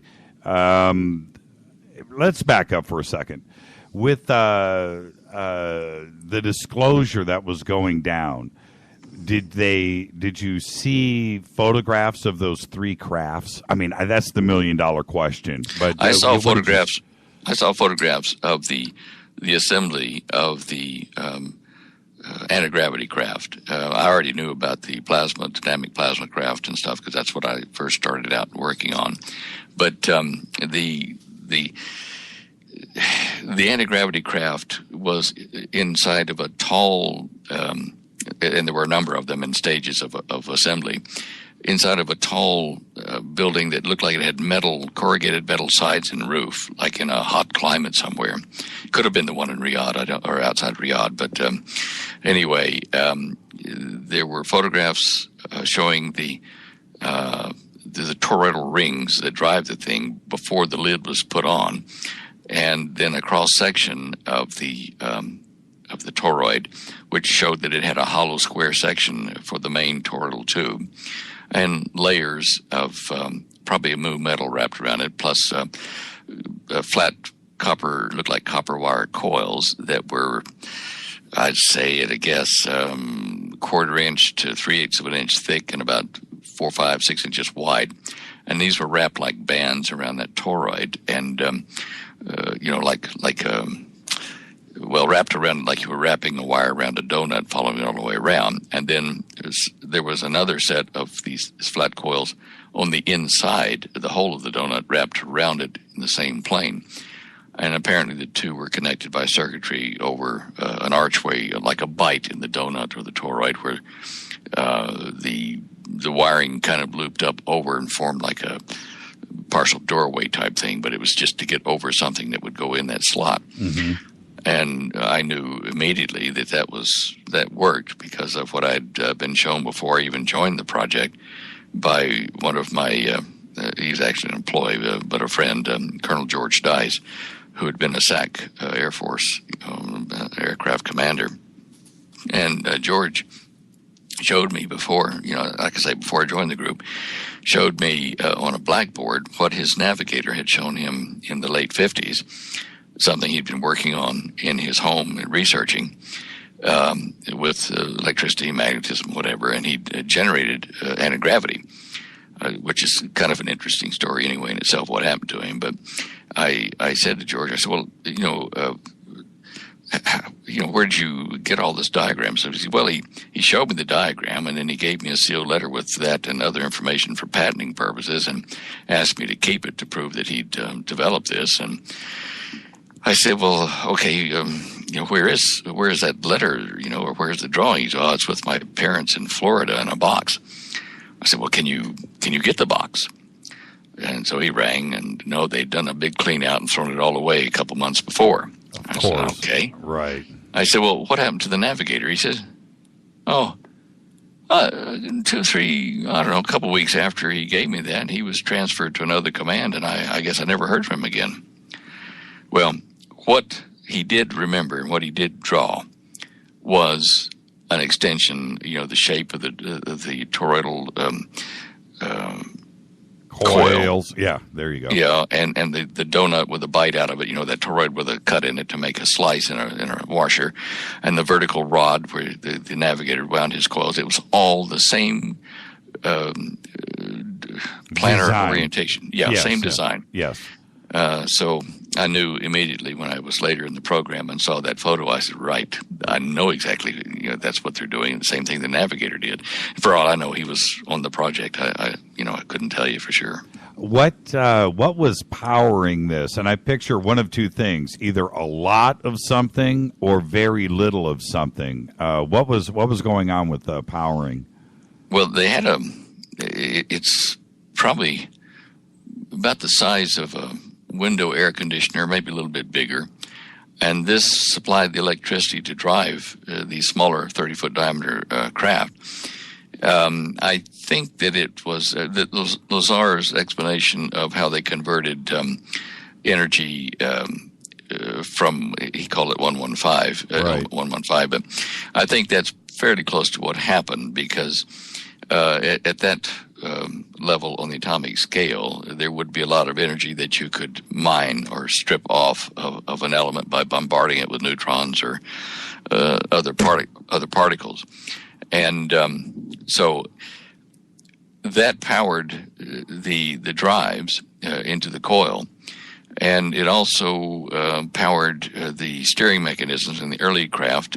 They were just a matter of two flat coils that were separate from the drive coils that were, they would be at right angles to the craft when it was sitting on the ground, and they would fold it over the donut. And it was very important to have the polarity. They were direct current, to have the polarity of those to each other in respect, plus minus. So important that when they were laying on the assembly floor, they would put a sign on these flat coils, steering coils, and they would put plus or minus, showing that when you wrap it around the donut, they had to be in a certain position to each other.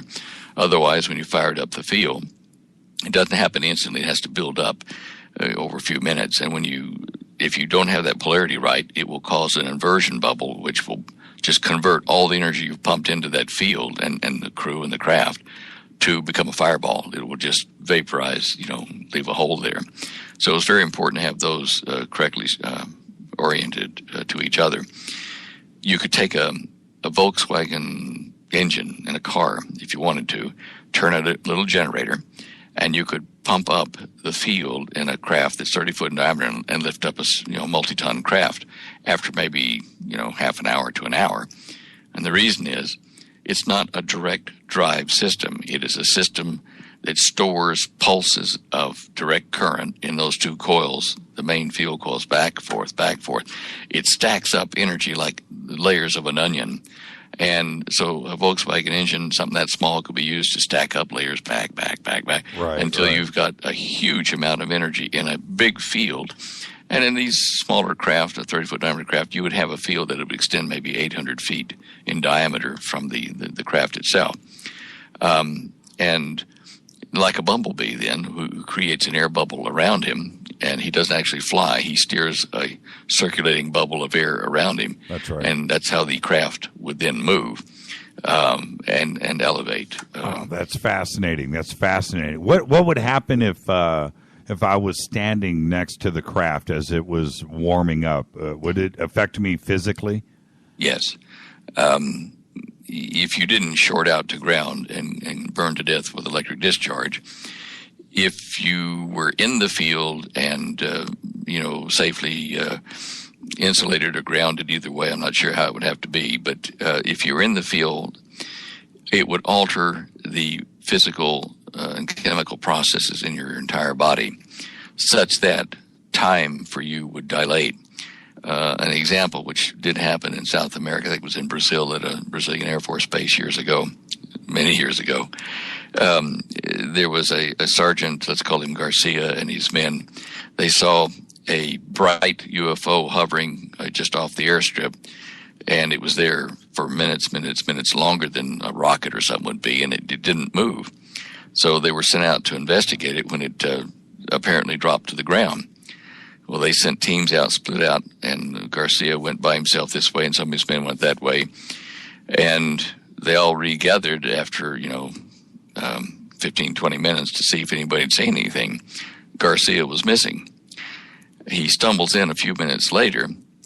Now then, Garcia is disoriented.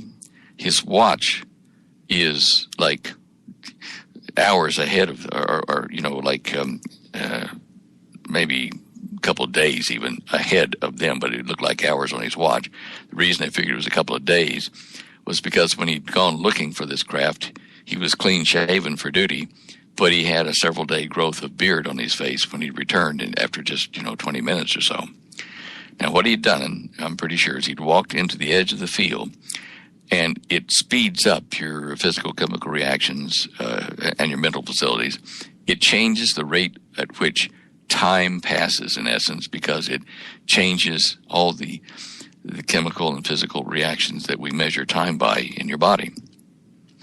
Now, for him, that made him age.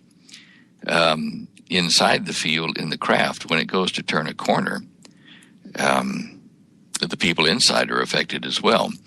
If you're traveling at 15, 20,000 miles an hour in a straight line, and you want to suddenly turn a left turn, if you were to be able to do that in a normal vehicle without anti-gravity, you would collapse the frame of the aircraft. You would kill everybody on board with the G-forces and smash them to pulp, and they would die. On the other hand, if you were going to turn that corner, if you had a clever way to amortize or spread out the change of inertia as you go around that corner over a much longer time, say, take that corner at... yes, finish. But you just made my head blow up. Okay. Yes, yes, you're taking the same corner slowly. To you, yes. You're playing cards and having a cup of tea as you turn that right ankle. To the people on the ground, They look at you and they see you differently. They see you on their time scale where the bright light goes and zings. Suddenly zings left. But as it zings, there's a bright flash of light at the zing point, and then it's gone. You don't hear tales of these things turning long, gradual arcs at high speeds. They're straight line. Right. Ping, ping. Right. Because taking a turn makes you age. Wow. Oh man, I need a minute. I just need a minute. Oh man. Oh man. Okay, I got a bunch of questions right here. I want to get out of the way, and this is like taking the curtain away from Oz. Yes, you've just done it. Okay. This is Fade to Black on the Game Changer Network. I'm your host, Jimmy Church, Bespoke Radio for the Masses. We are talking to Stan Deyo. Lots of subjects. We're talking about UFO propulsion, actually. And I would say that would be like time dilation, where you're in the craft, you're in a different sense of time. Therefore, that would be a total slow motion scenario where you could do, like you said, you could play cards and drink tea while you're taking this 90-degree turn. That in our reality, watching it would destroy us. And that's always the question: how could they take that turn? That's impossible. How could they take that turn? We would die. That is just an amazing explanation. It's going to take me a couple of days to chew on that. That was incredible. Thank you for that. I've got about 10 questions really quick, so let's just bang through this. These are coming in via Twitter. All right. Can Stan confirm the existence of the two ships from hacker Gary McKinnon when he released that data on? I'm not familiar with that. Okay, that's fine. That's fine. Gary McKinnon was the hacker out of the UK that hacked into NASA's database in NASA's database. I remember that, Florida. but I didn't remember about the ships. What did he say about the ships? He said that he was downloading images, and he had two different file folders. One that was like labeled UFO fixed, and then UFO plane, or retouched and untouched photographs. And that clearly showed motherships parked in our, that were in orbit around Earth. And then the released NASA photos of the same image didn't have the motherships in them. But that's okay if you haven't heard his testimony on that. But that's what the question was about. Well, look, I'd be suspicious from this time we're in now forward of all leaked revelations, because the way to make the formal announcement is to not do it at a government level, but to do it at the people level. Leaked information, the people rise up to say, look, we want these people, our friendly alien brothers, to help us rule the planet. We don't need the Illuminati. We don't need the politicians. Let's get rid of them. And so this is the underground pressure, the surge, the well is coming up. And so I am suspicious of these kind of things, these leaks that they get away with now, because they're leading to the great deception when the presence is announced to the people of the world rather than to the governments. The governments are just puppets, and I tell you what, people that follow the Illuminati conspiracy theory are correct, but they're also need to know that the Illuminati, the great majority of them at the lower ranks, are going to be the scapegoats. They're going to be the bad guys that the alleged good guy aliens will free us from. And people will cheer. And, things will get better, for a brief time, and people will think that this is great. Okay, well, Rick says, does Stan think the media is conditioning the public to make humans easier to invade? Well, sure. I mean, there's a lot of things that show evil, frightening aliens, and there's a lot that show good, friendly aliens. The scenarios are being put out there into the conscious and subconscious minds of humans. And if anything, it is confusing. Which way are they going to be, good or bad, evil or good? And people are being conditioned for this so that when the announcement or when the arrival is made plain and the governments are accused of, hiding everything and are terrible and, all that kind of stuff, people will say, well, are you going to kill us, or are you friendly? We're friendly, and we're going to help you. People will believe that because they want to, and the apparent confusion of whether they're going to be bad aliens or friendly aliens will be cleared when they, present the offer they're going to make to the people of Earth. This is more to the people than to the leadership, because leadership you can easily control, blackmail, or do whatever you want to make them do what you want them to. Yeah, that's how they run. To be honest with you, yeah. And so it's not them that need to be convinced. It's you and I. It's the Buddhists. It's the Muslims. It's the Jews. It's the Christians.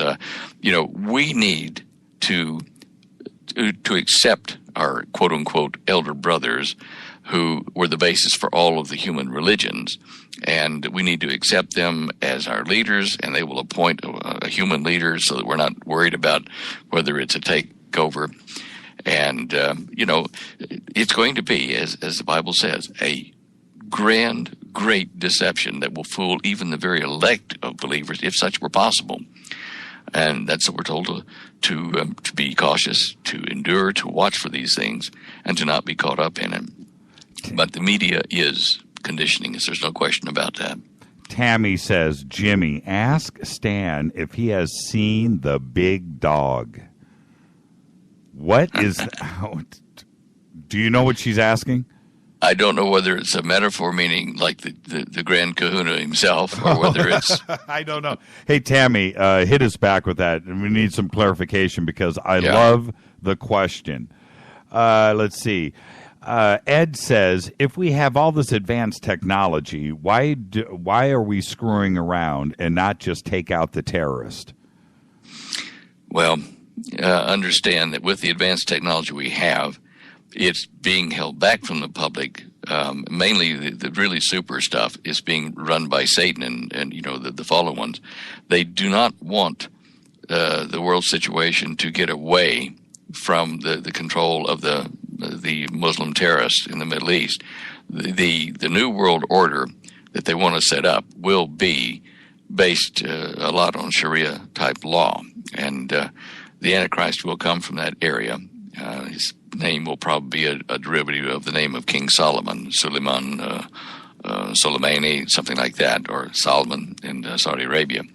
So the reason the technology is not being openly used by our governments is A, they are not allowed to by the real aliens, the fallen ones, and B, the fallen ones want to move human events in a certain direction, which really the terrorists are doing.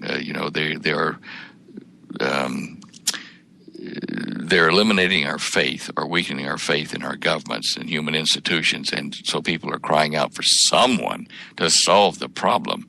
So the technology in the back room will only be used toward that objective, and there are things hugely more advanced than Star Trek. I mean, really advanced, and molecular physics is under a lot of it, but we can go faster than the speed of light. That's not an issue. There are just a lot of things that will be revealed, by the new world order under Satan, but he will be posing as a messenger of peace, love, and light, our elder brother in space, and so people will believe it because they don't want to believe the alternative. But that's what we're being steered toward, and that's why technologies that that we do have are not being made public.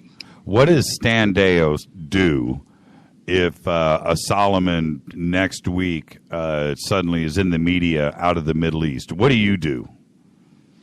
I mean, do you seriously start prepping? And I know you've already prepped, but do you become more prepper than a preppy? I mean, do you just pack up and get ready for it, or is there something that we can do?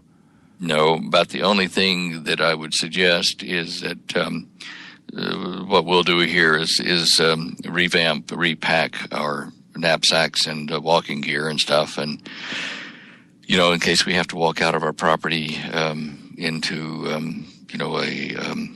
like a wilderness area or a national forest or something to get away from what's coming to the cities. But I don't think that we will be doing that alone. I really do think that the good Lord, the Messiah, will be here and will use technology to our advantage and will take us to a safe place, whether that is somewhere on the surface of the earth or up in the air, as it says in clouds, to a craft outside the planet. I don't know. But it will happen. And until that time, I think that Holly and I and a lot like us have prepared to endure for a period of time until we have to leave our homes, because we won't take the new currency number for the planet to buy or sell and worship this Antichrist fellow. Right. But there is a Solomon. There is a Solomon that I've got my eyes on. In fact, there's two. There's three, but there's one that stands out of those three in the Middle East. He is a Muslim. He is a general in the Iranian Quds forces, the Quds force. And even Daniel says the Antichrist will honor a god of forces. And this general's name is Qasim Soleimani, Solomon. And in the Middle East, the name Solomon is as common as Smith is here in the West. But they revere the legend of King Solomon as having magical powers and working with the jinn, the magical beings, and having, great wealth and common sense and power. Solomon's actual deeds have been blown out of proportion by history. It's like we treat the tale of King Arthur. It's based upon Arturo, the Roman general that settled there in England when the Roman Empire fell. But the legends have grown out of proportion to what Arturo really did and how big his round table really was. But anyway, this is Solomon. He's revered by them. They're looking for Solomon to appear in this time to overthrow the evil Satan, the United States, and Israel, to bring the world to peace. And they will follow him, and they will even allow the Jews at this point to build Solomon's temple, not Herod's temple, but Solomon's little temple on the Temple Mount. It's already been suggested in Turkey by the news media there that they allow Israel to do that, to worship God on the Temple Mount, but not up next to the Dome of the Rock or the mosques there on Al-Aqsa. So, it can be done. They're moving that way. And the fact that they would let Solomon's temple be built in the wooded area on the north side of the Temple Mount tells you that they revere Solomon, a great prophet, and some of them even say he's a coming Messiah to the Muslim world. Is E.T. religious?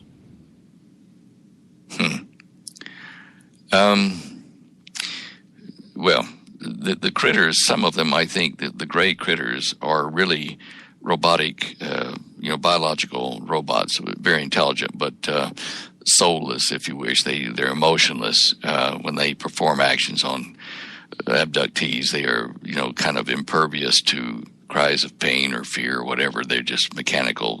They just do what they need to. So in that respect, E.T.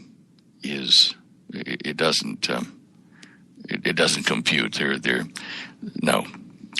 Okay. All right. Well, it would make sense, but the other side of it is, of course, with all of the religions here, give or take, with the God creating the universe, and what is E.T.'s take on that in our belief? Well, if you are talking about the humanoid, the tall, good-looking ones, the Nordics, I think they call them, right? They know who our Creator is, and they are at war with him and his troops, and that's where the final conflict, the Battle of Armageddon, will manifest. Is a war between them here being fought on the surface of the earth. Gotcha.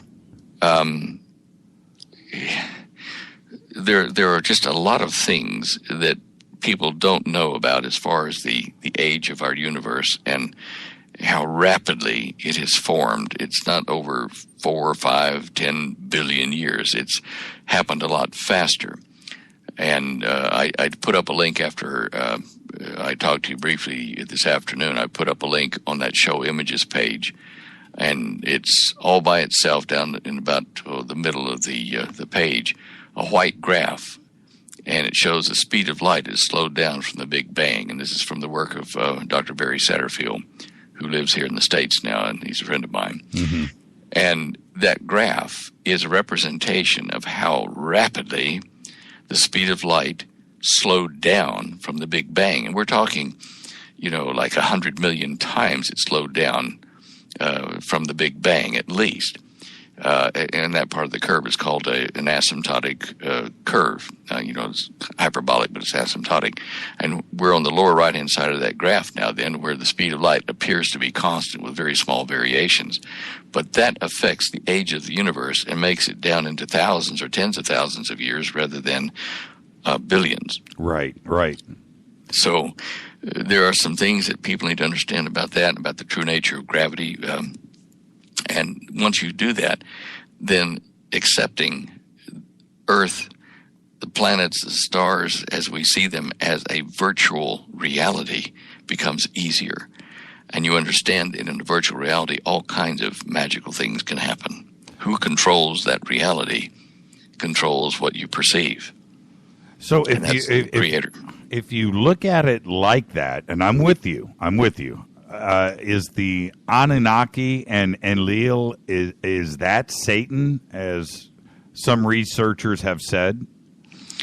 It may be. I'm not sure that I agree entirely with the translations that Sitchin made of the Sumerian documents.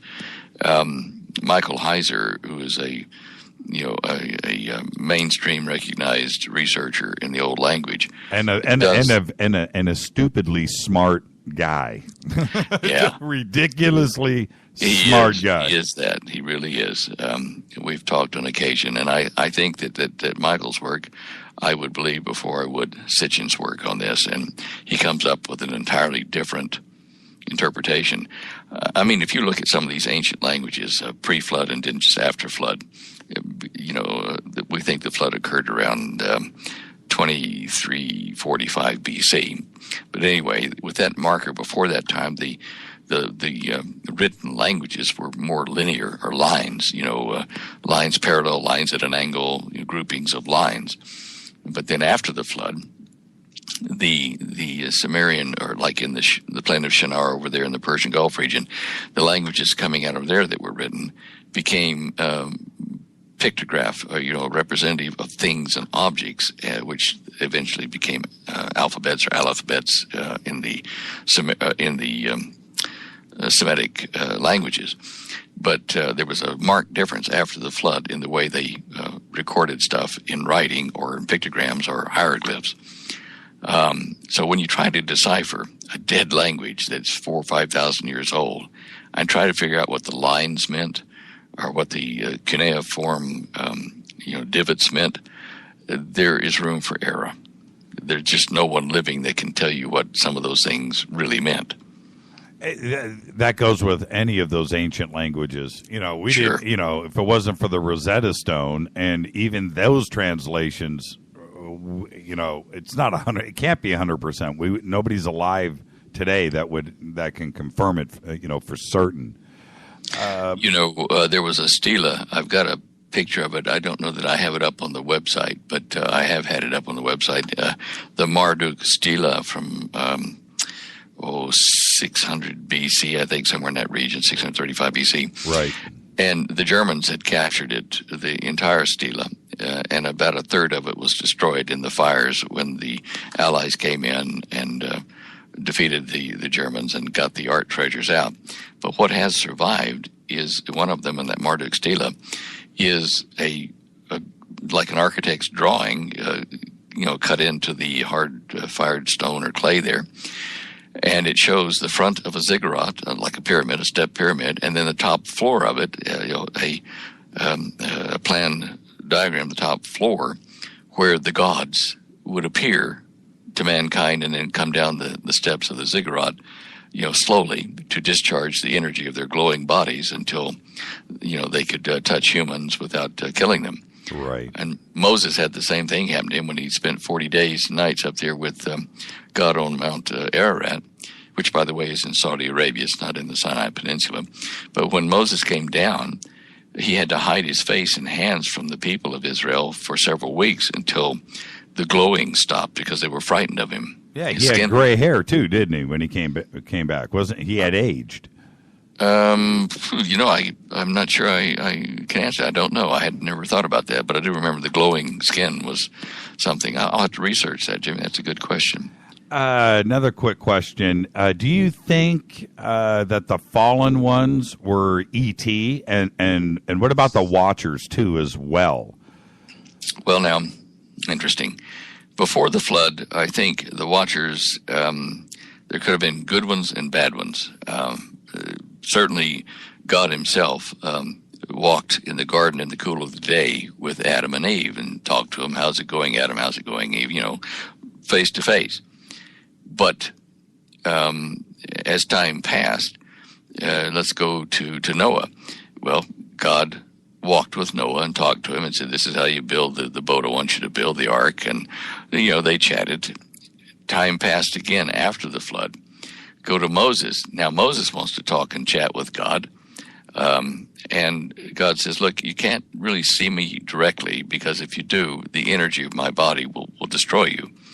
I'll show you a projection of me up here on this cloud. I'll hide in this cleft here, this little cleft in this rock here on Mount Sinai, and I will project my picture on a cloud that you can see without hurting you," because his energy was so great at that time that it would destroy human tissue. So there had been a gradual increase in energy disparity between where God's dwelling is and our dwelling, our universe versus his, or his level.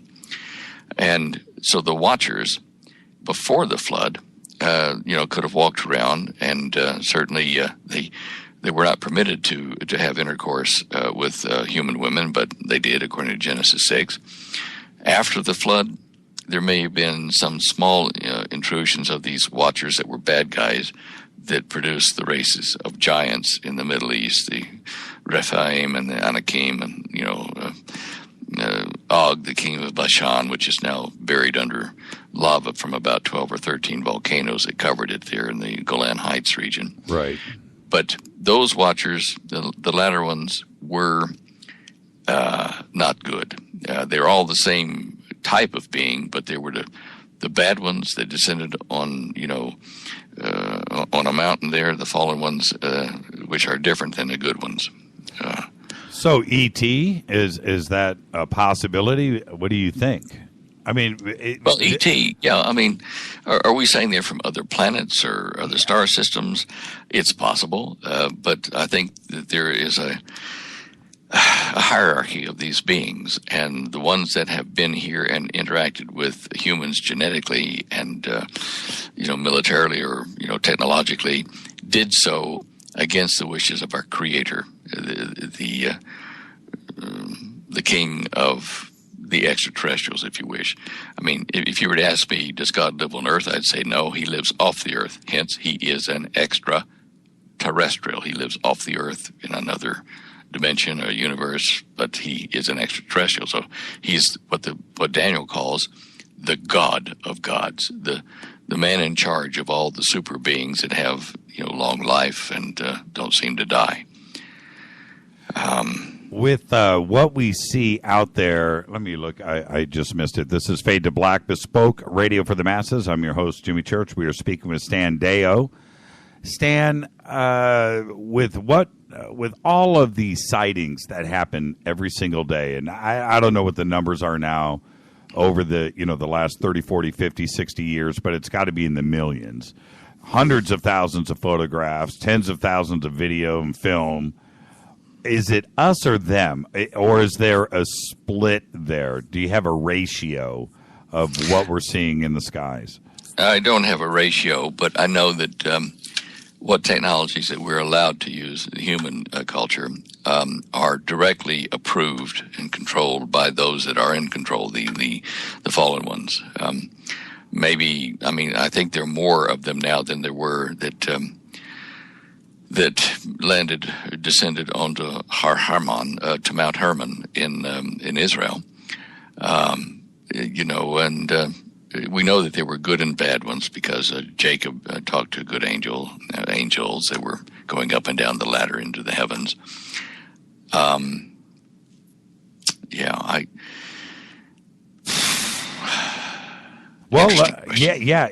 It certainly is. Well, let me turn it around.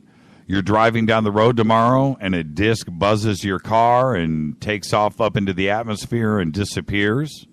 What do you think you've just seen? Neat technology. Look, I'll tell you this. I was Are up you in running? Colorado. Are you running for office or something? No, look, because I know that we know how to do a lot of this stuff. I saw one of these silver ball things. I was going up to Colorado Springs. I was in the Springs, probably 4 or 5 years ago now. I was going up for lunch up there, and it's a nice day. The sun was out. There were clouds, white clouds, but there was blue sky in between them. And I just happened to look up over Cheyenne Mountain, glancing at it, and a silver ball, to my eye would have been size of a match head up close, at arm's length. And silver ball dropped out of the clouds, swished over toward the mountain and back up in the clouds and was gone. So I actually did see that, not over the hood of my car, but it was close. And I thought, well, that's somebody's gravitic device. Ours, theirs. I mean, I would hope that some of the human resistance does have some of the technology locked away and has been able to keep it out of the detection of these superior forces. But somehow I doubt that beings that have lived for tens of thousands of years would be fooled by anything that we would do to try to keep from them. So I'd say most of that stuff would probably, as I say, be by their permission or theirs only. When you left Australia, how far did things get? I mean, how were we at 90%, 99%, 50%, or was it good to go? I left Australia in 2001, just before 9/11 happened here. The control of our technologies was definitely, I'd say the 95% bracket, in my opinion. It's just my opinion, and that's only based on security people that worked on the project that I've talked to after the fact, and various things that they've related that make me think that. Look, I wasn't even allowed to come back to the States until 2001 because the State Department here had taken my citizenship away and my passport away, and I was stuck in Australia as an Australian citizen eventually. But in fact, I still hold dual citizenship. They let me come back. And when I say they, I know exactly who it was. It's a member of former President Clinton. And this particular gentleman was in Australia with Clinton at one time and passed a message to me through a civilian to let me know that the Clinton cabinet had copies of my Cosby Conspiracy book, and that what I had described as the UFO reason d'etre was correct. And that particular individual was the one who eventually cleared to get my passport and citizenship renewed within 7 days, when it looked like they wouldn't let me back in. And probably keeping enemies closer than further away, they let me come home in 2001. So I don't know whether it means that I still had friends at high places, or just wanted to have me closer so that I could be stepped on easier or something. I don't know. Right. Well, we're going to change gears here. I want one last UFO-based question, and it's about Reagan and his famous UN speech. But then I want to go get into your Garden of Eden research, which is so fascinating. And I don't know where the time went, Stan. We have it's gone, and everything that I had planned, my friend, we're going to have you back. So, but on the subject, which is Reagan's famous speech, and he managed to drop ET in speeches a few times. It's not coincidence. It was done with intention. Was it because of his knowledge? Do you think when did he make that speech? Well, he made the famous one at the UN. I'm going to guesstimate. It'll pop up here on Twitter, but I'm going to say 1980. 1981. Do you know when I published my first book, The Cosmic Conspiracy? What year? 1978. Do you know that one of them was purchased by Nancy Reagan? I've read that, and I've also. I wanted to ask you. See, you need to. Maybe we'll hang for an extra hour tonight. Who do you think read Cosmic Conspiracy 2 as well? Do you think it was Hillary, or do you think Bill actually was turning? I don't know whether he read it or was just briefed on it by. I guess I can say the guy's name now. He died a couple of years ago. I have kind of not wanted to put the finger on him, but he was former Secretary of Defense, and in the Clinton administration. And was that Brzezinski? No. Who was Secretary of Defense with Clinton? Oh man. Oh, first the mind, then the body. Right? That's what they say. Clinton was just in office yesterday. How could we not remember that? Well, me. I know you know.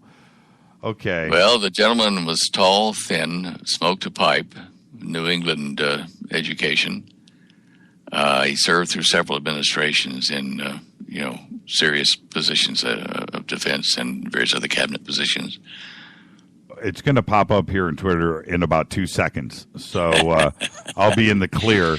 Anyway, he's the one that cleared me. I was having trouble for several months getting my green card to come back to the States to visit my parents. I hadn't seen them in several decades, and they were ill, getting old. And anyway, they couldn't find my records in State Department. They were lost, and they fired the guy, or he disappeared. It was on the Australian desk in State Department. And, one delay after another went on for, 4, 5, 6 months. And finally, when I remembered the message that had been passed to me by this former Secretary of Defense, and I said, I rang his office there at Lehman Brothers, and I said, hey, to his secretary, because he was out at lunch, and I said, just tell him Stan Deyo needs a favor.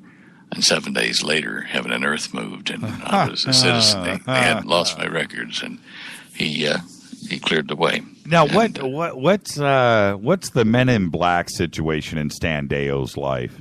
Is it and again, not to make light of it, but is it, I mean, do you walk out your front door to go shopping, and do you look up and down both ends of the street and so forth? Is it like that? No, not at all. Technologies are so advanced that you don't need to do that kind of stuff to see what a person's doing. You don't even need to put bugs in a home and that kind of stuff. You can do it just by monitoring resonant fields within the area that you want to bug. But, I don't worry about my phone calls, don't worry about my emails. I'm not doing anything that they shouldn't know about. I put my faith in our Creator and in the Messiah. And, what else are you going to do? Are you going to sit around and worry all the time? I mean, people do that thinking that black helicopters are watching them, and they may well do. I mean, we had them fly over our house frequently, but they're from the base here. Right, in the Springs, so Fort Carson. So I don't worry, not at all. William Cohen. Nope. Okay, Jim Schlesinger. Oh, James Schlesinger. Come on, Twitter, Fadernauts. I got 3 William Cohens tweeted to me, and I had faith. You know what? Talking about black helicopters before we get to the Garden of Eden. My Uncle Bill, Bill Church, you can go and look him up. He's all over Facebook, and he just retired. He did, I don't know, he did about 150 years in the Army as a pilot, helicopter pilot, and instructor. Did about 15, 20 years in the DMZ in Korea, and just retired at Fort Rucker down in Alabama. Maybe 6 months ago, he did his final flight, and they did the hose down. You know what they do. Your last flight, you come in on your chopper and you land it, and they come out with the fire hose, and you have to stand there and take it like a man, right? And it's a great video posted on YouTube. So I'm talking to him on the phone after that, after his hose down, and he's retired. And I'm so proud of him, and he's a few years older than me, but I always looked at him as being the extreme adult and me just being the doofus nephew. I just looked up to him a lot. Well, anyway, I said, Uncle Bill, black helicopters. Yeah. I asked him if he'd ever seen a UFO. He said no. I saw some lights one time, but no. All of my years I'm flying, I always wanted to see something, but no, I never did. And I tell you, if I did. I said, okay, but what about black helicopters? He goes, yeah, what about them? They exist? And he goes, of course they do. And I go, really? Yeah. And I said, you want to come on my show? And he goes, and talk about black helicopters? What's the big deal? I said, well, in ufology, in the fringes out there, it is such a it's a topic that we talk about constantly. He goes, "Oh, come on, ask me whatever you want." So I get him on the air, Stan, and I said, "Okay, black helicopters real?" "Yep." "Why are they black?" He goes, "Jimmy, they have numbers on them. They're just painted in black, and you can't see them. But all of them." All of them have numbers. People say that black helicopters don't have tail numbers, but if you saw one sitting on the ground that's painted in black and you look a little closer, the tail number's painted in black, and it's there and you can see it. I said, "Really? Well, what's the use for?" And he goes, "What do you mean?" "For doing secret stuff." And we do it all the time. I said, "In the United States?" He's like, "Yes, of course. Anytime you need something where you don't want it identified from the ground, you're going to use something with a black or white tail number on it. White helicopter, white, black numbers." And I was like, "You're kidding. You're just going to come out and say that." "Jimmy, it's no secret. We use them all the time, all over the world. Anytime we need something like that, we black out the tail numbers. The tail numbers are there. It's a black helicopter with black tail numbers. End of story. No secret conspiracy here." And he just shot that down. And but when you stop and think about it, the way that he was just like as nonchalant as I am right here with you right now, Stan. It was an eye opener. Now he confirmed it for everybody, but he was like, "What do you expect? What do you expect, Jimmy? Of course." And I was like, "Okay, all right. Well, oh man, I was hoping for something more nefarious than that." But they can be used. They can be used for nefarious. He's just telling you how these things are done, but not what they're being done with or for. Exactly. And we started to get into a little bit of that, and he stopped me and he said, "Look, just use your imagination. Okay, that's it. We need to get stuff done sometimes, and it's going to be done in that fashion." Look, I mean, people complain and say, "Why weren't we told such and such a secret? Why do you keep it from us?" And the reason is, you need to have security when you've got operations going on that if you make it public, either will kill the operation or will affect the outcome of the operation adversely. And we build our trust in our governments and our military to the point that we give them this authority. So, if you're having a war, say, and they're saying, "Well, why didn't you tell us that you were going to invade such and such's country and hit the capital yesterday?" Well, because it wouldn't be a secret then, and the enemy would read the newspapers or the internet or the Twitter. So what's the famous story? Nobody expects a Spanish Inquisition. Right? That's it. You got to keep it secret, and you're absolutely right. And especially today with the internet and shows like this, everybody's listening and everybody's reading. You're absolutely right. There'll be no surprise. I met an NSA agent down in Perth a few years ago before I came back to the States, and we were sitting, just he and I, in a pub down there at a table having a quiet discussion. Life, death, and secrets, and all that. And he knew about my situation. He says, I don't know what you're moaning about. He says, "Okay, you got locked out of the country for a while, and you got threatened. Somebody tried to kill you." He says, "I served in the military," and he said, "I stepped on a landmine," and he says, "Between my legs, there's nothing, and he says, "You got a problem? I got a bigger one. So suck it up." And it was an interesting lesson. Let's discuss the Garden of Eden, and I wish we could have spent more time on it, but I've got to get this in, and this is for me personally, if you don't mind. So let's see what we can do. So we have Whoa, we have those links up that go directly to Stan's website that have the images. And so as Stan is taking us through this, he knows what the images are called that you may want to call up and take a look at. Some of them are fascinating. So we have 3 links we're going to put up. One link is to one image, which is a NASA 3D image. The other 2 pages are actual multiple gallery image pages on Stan's website. So let's get that going in Twitter. As soon as that pops up, I'll retweet that and I'll send that out to the masses. Stan, very simple softball. What got you, and I mean that only because this is a big, complex story, and you've done research for quite a while on this. But why the Garden of Eden? Of all the things that you could go and research, and they're all fascinating, why was it the Garden of Eden, the hardest thing to do? Well, I guess a number of things came into play there. I started researching this back in 1989 with my friend Ed Scott down in Perth, Australia.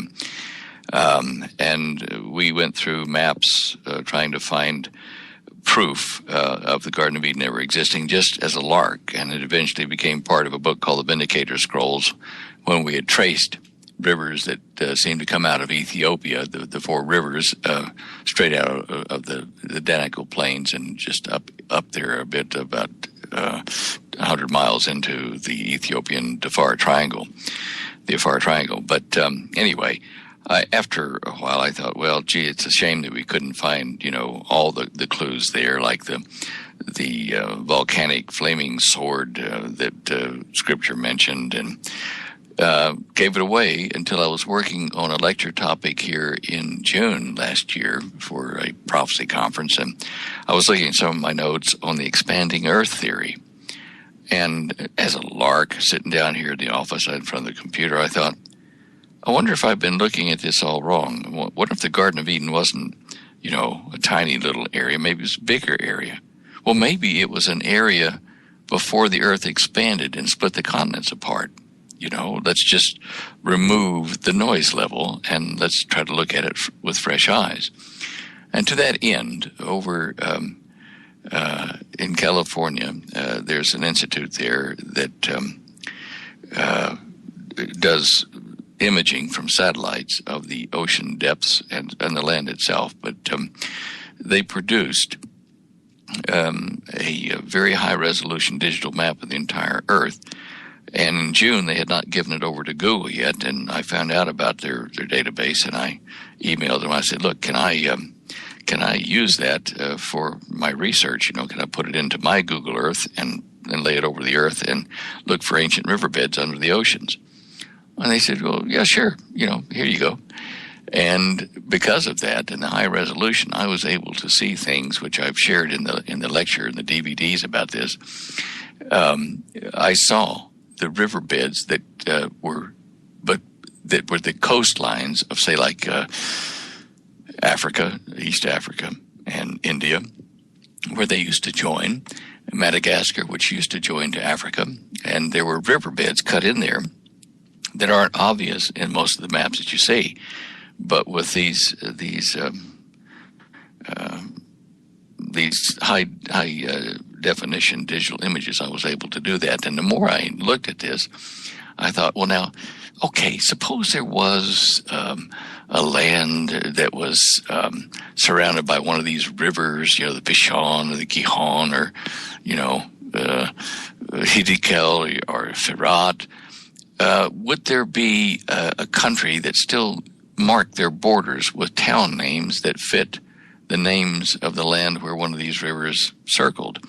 And I looked at all four rivers there in Genesis 2, and I came upon one where it says the second river is Gihon. It's the one that goes around the whole land of, in English, they say Ethiopia, but in Hebrew, which is what I was reading again, it says the whole land of Cush with a K. And I then found out, there's a mystery about this land in the archaeological annals. One of them is Cush with a C, and near the Red Sea on the northeastern part of Africa.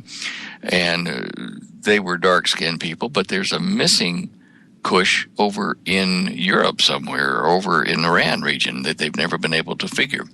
So I went on to Google Earth with this high-density map I had, and I started looking for town names that had Cush with a Q or a K or K-A-S-H, all the Kush sounds and names I could find. I found about 120 of them almost immediately, and they formed an outline around Iran, Afghanistan, and Pakistan.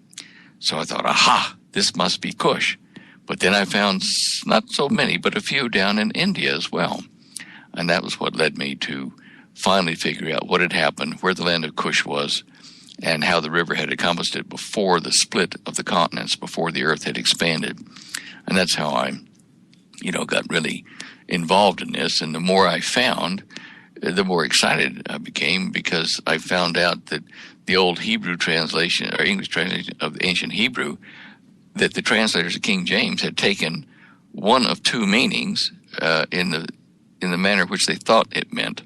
And the older meanings, like the flaming sword that guarded the gateway, pathway to the Garden of Eden, was really a large thing that causes destruction and has fiery spinning heat spinning out of the top of it like a sword. And that is Mount Kilimanjaro and the volcanoes around it as well. It's a pathway that leads straight to where the Garden of Eden was and is today, in a high plateau called the Ngoro Conservancy. It's it's right next to the Serengeti Plain. It's 5 miles outside of this area. There's where the Leakeys found the oldest hominid bones in the world. And it has 7 volcanoes that at one time had fired up and formed this structure, and one collapsed volcano that used to be as high as Mount Kilimanjaro, about 19,000 feet.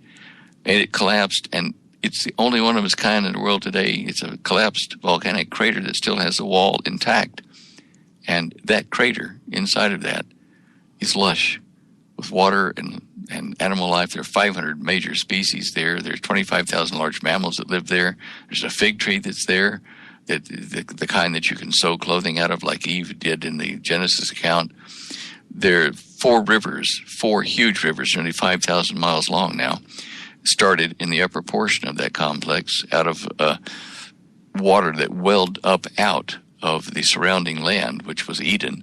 And the Garden of Eden, it was watered by this pressurized series of, like geysers that just gushed water out in millions of gallons per second.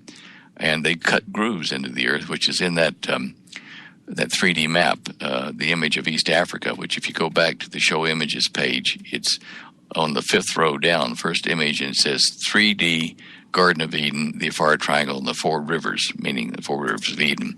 And if you click on that, you can see, even without zooming in, it's a very large image, you can see the ridges and the grooves that were cut by the rivers cutting out of the Ngoro crater. It's rather obvious. I'm looking at it here. Now, let me ask you this really quick, because when you look on your image page, the image is horizontal, and then when you click on it, it goes vertical. So it's the same image. I just spun it around. Yeah. So for my brain, which is not very large, the vertical version is what is correct, north and south. That's right. That's right. And is that the Strait of Aden up here, and that is Yemen? At the top, right? Okay. Right above where it says Tigris River. Right. That's Yemen. Right. And to the left of that is the Afar Triangle, where you have that little loop of yellow, where the rivers, 3 of the rivers came out and formed the rivers of Eden and went around various countries. If you have those little red and green paper 3D glasses you get out of cereal boxes or whatever, you can see this in actual 3D, and you'll see how dramatic the height of the Garden of Eden is. And there's a mountain next to it, or a volcano that's still active, the only one of its kind. It's a natron volcano, which is half the temperature of a normal volcano, but it emits magma that cools rapidly and leaves a white, crusty substance. And 18 or 20% of it is what you get in Alka-Seltzer. So that mountain it connects to the Ngoro Plateau, and it's called by the natives, and has been for thousands of years, the Mountain of God.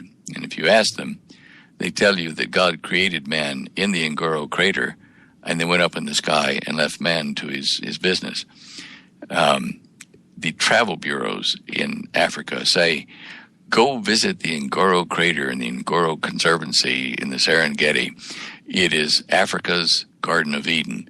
Well, yeah, it's the world's Garden of Eden. I laugh when I hear them say it, because it is. Right. I'm sorry, that was actually good. There's hidden meaning in all words, Stan. So when we look at the 3D image, I want to go back to of course, the images page. But as I look at the 3D image here, the green circle is the Garden of Eden in its entirety, or would it be small? That's the land of Eden, which is an uplift that forms the Great East African Rift. It starts the rift, which goes up into the into the Red Sea and out into the Mediterranean eventually. But that green area is the larger area of Eden, the land of Eden. And if you look where it says Lake Victoria in the middle of that great green thing, that is a huge freshwater lake. And with all the volcanoes, there were 42 that I mapped.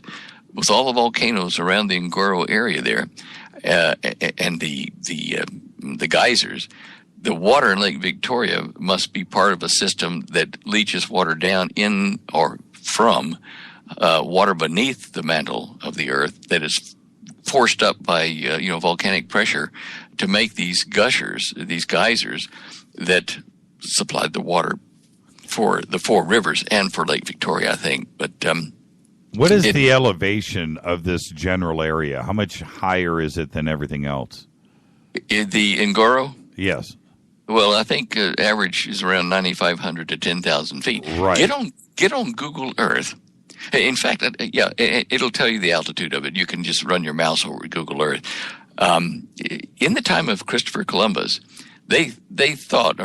Columbus thought he may have discovered the ancient Garden of Eden in the mountains of Venezuela. Was it off the coast? He went to Costa Rica and then to Venezuela, I think. But anyway, it was because the ruling thought in the Catholic Church in Europe at the time was that the Garden of Eden would have to be up on a high place and would not have been destroyed by the flood, and it would be on a craggy mountaintop somewhere. And how they came to that conclusion, I don't know, but this definitely is a high mountain and, preserved. It's just... Well, and you can tell, I'm wearing my Deyo 3D glasses right now. You can tell it is separated from everything else. And it's funny, if the green circle wasn't here, it's still clear. It's very clear. And with the rivers, is there any water in these rivers now? Periodically you'll get some water. Certainly over in the portion of the three rivers from the garden and that yellow arm that goes down toward Yemen. Right. From there, water flows down into those areas in the Great East African Rift. Condensation along the rift walls and things like that generated there. There are pools of water and streams. I went over at least 250,000 miles, mile by mile, with Google Earth on close-ups to follow these riverbeds and to map out the primary riverbed paths. And there were a lot of dead ends, and I had to take like a maze almost to figure out where they went. Right. But anyway, I found Solomon's gold mines by accident as part of this, and he's got a gold mine that was on the northeast portion of Madagascar, and the clues were there in Hebrew, but the gold there was very rich, still is very rich, and China and France and a number of other countries have now started raping Madagascar to get this fine gold dust that is washed out of the mountains there into the streams, and you could just sift it out. They have kids doing it with pans. You could pan out gold like crazy there, and that's how he was able to get 39,000 pounds of gold into his ships of Tarshish and bring them back to Israel. Very easy there. And then there's another one over in India, which used to connect to Madagascar, and it's the Karnataka district of India, where their gold mines are. And in Tanzania, which was the other side of Madagascar, but that's where the Ngoro crater is. Tanzania has gold on its coastline, and a number of gold companies, are making huge profits there. So those were two of the places where Solomon got his gold, and the other was by trading up in the Mediterranean, in Morocco, in that area. You can tell by what other products he traded to get. That's another story. But anyway, it was a branch which led me off studying Solomon and some of the secrets of Solomon. as an adjunct or a segue to finding the Garden of Eden. There's just so many things that connect together that once you start finding them, as you find one proof of, understanding of what they were talking about, where it was, the hair on the back of your neck stands out for a while, and you think, wow. Have you been to Göbekli Tepe yet? No, I haven't. Okay. I haven't. That is an interesting site, though. There are a number of these that seem to predate, the flood for sure, and perhaps even the Garden of Eden story, because in the Genesis account, the first line tells you that the earth had become waste and void. It's called the gap theory. And I'm pretty sure that we had some life before the Garden of Eden, which is where human-type beings, rather than hominids, were created and then taken out of there over to the east, and they migrated down the Great East African Rift. It's an interesting place. I mean, it's the tales, the structures of the mountains and the river flows, and what you find in the Ngoro crater. It's a walled-in area. When they speak of a garden in Hebrew, the ancient Hebrew means an area that is walled in so that things don't get in and things don't get out, easily anyway. And even today, the UNESCO group, they reserve this whole area as the Ngoro Conservancy and protect the area from hunters. And the Maasai, who now live there outside the Ngoro, they are allowed to go up over the edge with their cattle herds and graze them in the garden, but then they have to take them out at night. They can't stay there overnight, nor can they dwell there permanently. No one is allowed to do that. So let's go to the hot stones of Gan Eden. What is in this image? Let me just catch up with you. The hot stones. This is all the volcanoes that you were talking about that you had mapped out? Yeah. Are you on the actual Garden of Eden page? I'm on the... Yeah. I see it. There it is. Okay, yeah. Those are the major volcanoes that I mapped out. There are minor ones that I didn't put in this because it got cluttered. But you see Kilimanjaro in the upper right there with its two side craters, Shira and Mawenzi. That was the major signpost. It wasn't to keep you out of the Garden of Eden after it stopped erupting. It was to mark the pathway, not to prevent you from going back to Eden, but it's a pathway. And it's east of Eden when you look at it on Google Earth. And the volcanic fuel, I've twisted it a bit so you can see. I think that's pretty close to north. Anyway, it's due east, almost exactly east of the Garden of Eden. And that was where the Bible says in English that God had put the flaming sword and the cherubim to guard the pathway to Eden. But when you retranslate it properly, it's a huge thing that makes destruction. It's a powerful thing, like a volcano. And it emits the sparkling, fiery, like a tornado, like a vortex above it. And there's a whole field of them there. And that's what is not guarding so much the way to Eden, but lighting the way and saying this is where Eden was and is. And the locals call Kilimanjaro the Mountain of Light from the ancient times. They don't know why, but they call it the Mountain of Light. And I suspect it was because of that flaming eruption that occurred there. I'm looking at the flaming sword image now. And when you look at this, I think the orientation's changed because you're showing the side. So it's looking up right-hand corner at the Google Earth. I'm on the flaming sword, the close-up. Okay, yeah, right. Okay, yeah. What about that now? Now, is this facing west? No, that's facing pretty much north. That's facing north. Okay.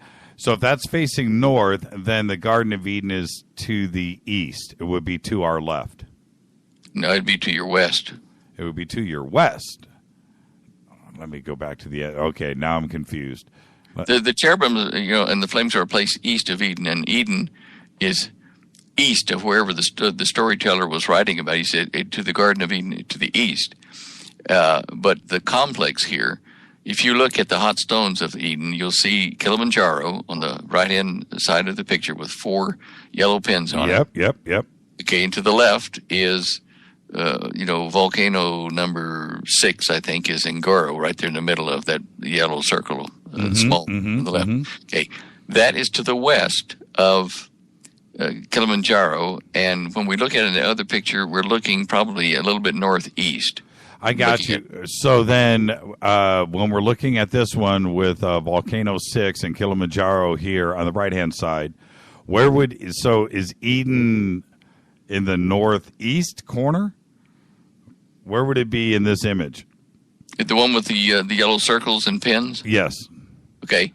Over to the left of your thing here, it says water geyser for Gan Eden. That's Hebrew for Garden of Eden. Right. If you look at volcano number 6, right in the middle of it, there's a circle around it, yellow circle. Yes. And then a much bigger yellow loop. Yes. The bigger yellow loop is the elevated area which contain the Garden of Eden. And the Garden of Eden is that small circle, yellow circle, volcano number 6, and that is 100 square miles. Okay, so then I am okay. I'm not confused. Then that's what I was thinking. So let's go back to the sword picture. What I had said when you looked at the flaming sword, the Garden of Eden is west of this to our left.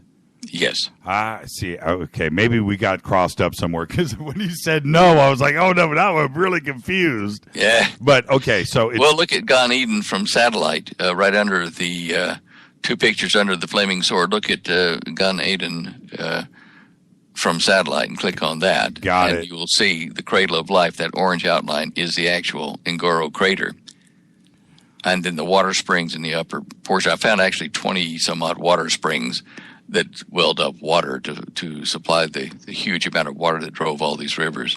Have you been there yourself? No. Look, I only discovered this in June of last year, and then Ebola hit, and the government in Tanzania was, and in fact is still being kind of threatened by terrorists and Muslim overthrow. So, we talked it over, thinking maybe we would hire some, ex-military, SEAL-type guys to go with us, but then you got to have weapons and then all kinds of problems. And if you're going to the Garden of Eden armed, gee, give me a break. That just doesn't resonate well. Well, I not that something would be lost in translation, but is it coincidence that this area is called Gan Eden? Because my eyes say to me, throughout the millennia that is actually saying the Garden of Eden, even though that's English today. I get that. I understand. But there's a weird similarity here in the etymology. Is there a direct connection? No, let me explain. I put that yellow Gan Eden title on that picture you're looking at there, on all of them, because that is the Garden of Eden, or Gan Eden in the Hebrew, in my opinion. But the name of that area is Ngoro, Ngoro, Ngoro, Ngoro. And Ngoro in the local dialects basically means big holes in the ground. I got you. And so you won't see Gan Eden in any of the maps except the ones I've drawn. I'm saying that that's the ancient site. But the fact that it's so lush and that they have called this Africa's Eden for tourism. I mean, Prince Charles has been there with his sons. The vice president of China has been there recently. I mean, the rich and famous have been there to visit this, modern wonder of the world. And it's probably the original wonder of the world. And nearly 500,000 people visited there last year. If you stay on the rim of the Ngoro crater, Garden of Eden, there are hotels around there, and some of them are, in fact, most of them are pretty pricey. I mean, like $1,000 a night per person to sit on the edge of the Garden of Eden or Ngoro Conservancy. But right. You don't have to stay there. I mean, people can drive in from hotels and stuff and motels that are around the base, of the thing out in the villages. But 500,000 people a year at least go by and see that area. And if you go on Google Earth, this is cool. I give these links in the CD-ROM that I put out with the DVD. You can go to Google Earth to these links I give you, and to yourself, you can just select the photos option in Google Earth, for the layers, and zoom down in very close inside the Ngoro crater, and you will see photos and in some cases videos taken by many of these visitors that have gone to this area. And so you can actually see videos and stills taken by amateurs and some by professionals inside the Garden of Eden, and their links, the photos are there showing where the photo was taken and when inside there. And I just found that to be a beautiful supplement to the discovery, to be able to use Google Earth to do that. How long have the locals there been calling it the Garden of Eden? They haven't. They've called it Ngoro. No, I mean, I understand a modern in tourism, and they call it the Garden of Eden today. But, on the streets there, have they been calling it the Garden of Eden just as a slang term? Yeah, and I don't know how long that's been going on. Probably in one tourist bureau that uses the term called it Africa's last Garden of Eden, and another one says it's Africa's Garden of Eden. In fact, I've been dealing with that particular filmmaker. He's in Florida, and if Ebola hadn't broken out, he was going to take a film crew down there in December for me and film the Ngoro or Garden of Eden in 3D, high definition. As it is, he's got a video that I use, and I'm just out of stock at the moment, which is professional video taken inside the Garden of Eden or the Ngoro crater. In the opening 2 or 3 minutes, they say, and this is Africa's Garden of Eden, and as I saw that, I laughed, and I called up Don. I said, do you realize you've pegged the real thing? I can prove it's the Garden of Eden. Right. Well, it's a weird, and I remember seeing some of your first presentations on this. It's a weird coincidence of a lot of different things: the water springs, the reservoirs, the cradle of life, everything, the volcanic soil, the vegetation, the lush grounds, everything kind of happens all at one magical place at one time to make it absolutely beautiful and perfect. And it all happens right at the right place at the right time. Yeah, and if you look at the biological studies that they've done about the mitochondrial Eve, they place the genetic center for Adam and Eve type DNA throughout all humanity as having come from within 500 miles of that very spot. Bingo. Stan, what are you doing now as we start to wind this down? What are you doing now? Are you speaking? Any television? What are you doing? Well, I am going to be doing a couple of shows with the Prophecy Watchers group, which is Bob Ulrich and Gary Stearman. They have a new channel going up on DirecTV on satellite here shortly, and so a number of us we were at the Prophecy Conference in Colorado Springs last year where I delivered this. We'll be doing shows there, and so I've been asked to come over in March to film 2 shows with them. I think I'll be episode 4 or 5, something like that. Very cool. And I'm trying to steal time to actually write a book about the Garden of Eden and the formal proofs that are, much better in my opinion than just a lecture for 80 minutes or 90 minutes. You just can't say it all in that period of time. You can't. Any speaking? You gonna any conferences?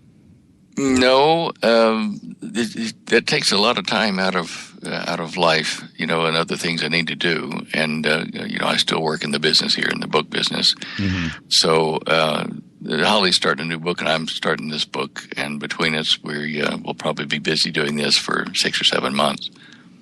Well, I've got some plans for you over the next couple of months, as you and I were talking about earlier today. So I look forward to that.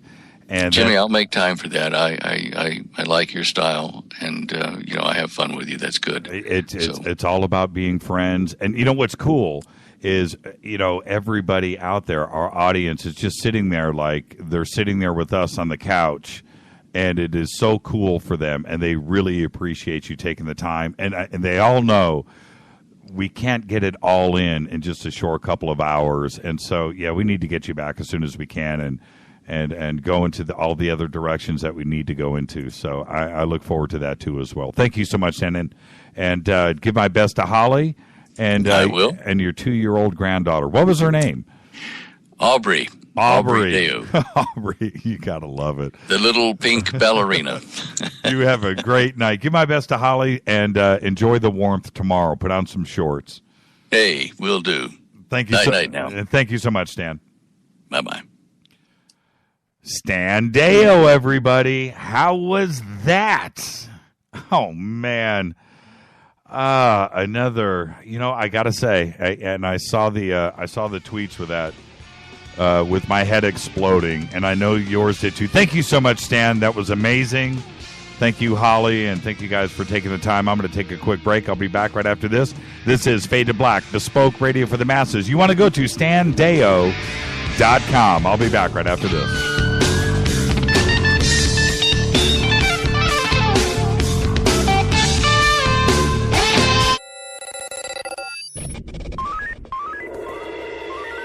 Way out here, we listen to Jimmy Church. You're listening to Fade to Black.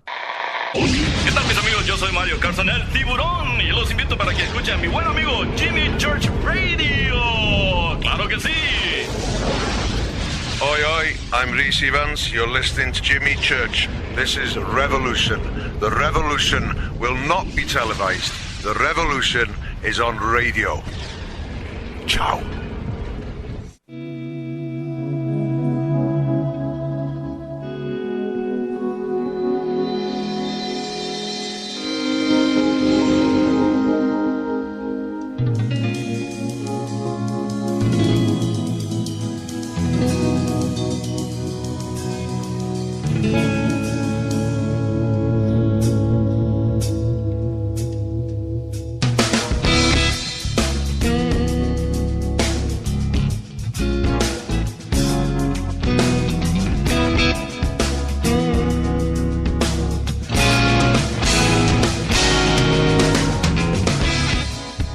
Yeah, Fade to Black as the sun sets on another evening here in Burbank.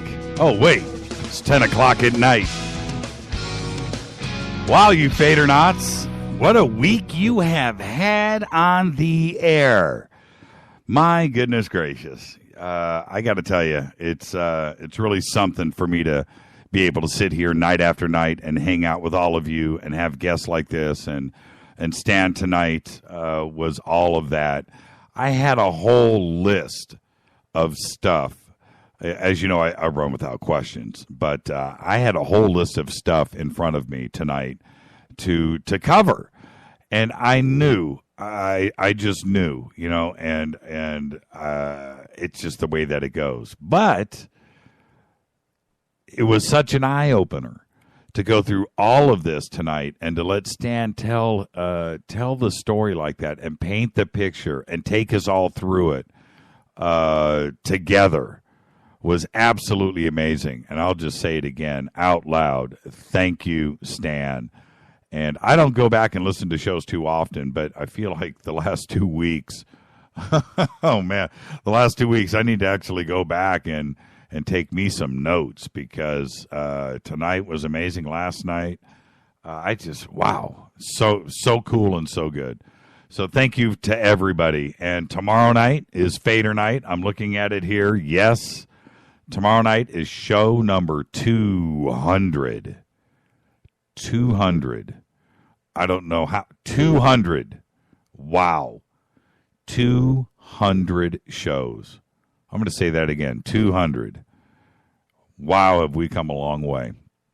So tomorrow night, Fader night. Everybody, tomorrow night, if you're listening and you are new, it's your first time into the show, maybe this week, and maybe you caught us on Coast to Coast on Saturday night, and you chased us down, and you're listening this week for the first time. Thursday nights is open lines, and we call it Fader night. So all of you new listeners out there, come and join us tomorrow night. We'll be taking your calls all evening, and we squeeze a lot in. And tomorrow night is always just a fun, exciting night. Tomorrow night is your night. I'll pick a couple of subjects to put on the table, but it's all about you. So that's it. Tomorrow night, we'll do 3 hours of open lines. There's a lot to talk about. There's a lot of things going on. There's a lot of news out there. We have Jaime Maussan's announcement today of the Kodachrome pictures that they're going to be revealing down in Mexico. 10,000-seat arena. They're going to be doing that on May 5th. We'll talk about that tomorrow. Also, the new, purportedly, new Roswell film. It's kind of weird how Roswell is in the news this week. The film of the Army transporting an alien body out of an ambulance. If you haven't seen that video, we'll post it up tomorrow, and we'll talk about that and its lineage, going back and where I had originally seen it many years ago. But whether it's real or not, for the claims to be that it is now being seen for the first time, that part of it, unless I'm having a serious case of repeated deja vu. I saw that film, that video maybe 10 years ago, 8 years ago, but it was a while ago. I know that. And we're going to talk about that tomorrow night. There's a couple of sightings that have gone on around in the country. We'll get those up tomorrow, too, as well. We'll talk about that. And, of course, anything else that you would like to talk about. And one of the exciting topics always is sightings that you've had, contact that you've had, any experiencers, all of that. We'll be doing all of that tomorrow. So for all of you new listeners, if you've ever seen anything, you want to talk about it for the first time, any contact, and you've never talked about it with anybody before, this is the show to do it. So give us a call tomorrow. All right, so that's it. Let's just wind it up. Thank you, everybody. Another great night on Fade to Black. I just love hanging out with all of you Fadernauts. Thank you so much. Thank you to Stan Deyo. Fade to Black's executive producer is Rita Kamarian. Show is produced by Hilton J. Paul, Mark D. Kovar, LJ3, Renee, and Jonas. Announcers are Steve Harder, Gene Bateau, and Mark D. Kovar. Fady by Dale. Webmaster is Method of Signaling. Music by Doug Aldrich. Intro by Spaceboy. SpaceboyMusic.com. Fade to Black is produced by KJCR for the Game Changer Network. I am your oh-so-humble host, Jimmy Church. Tomorrow night is Fader Night. Open lines. Everybody be safe. Follow us on Twitter at JChurchRadio. See ya.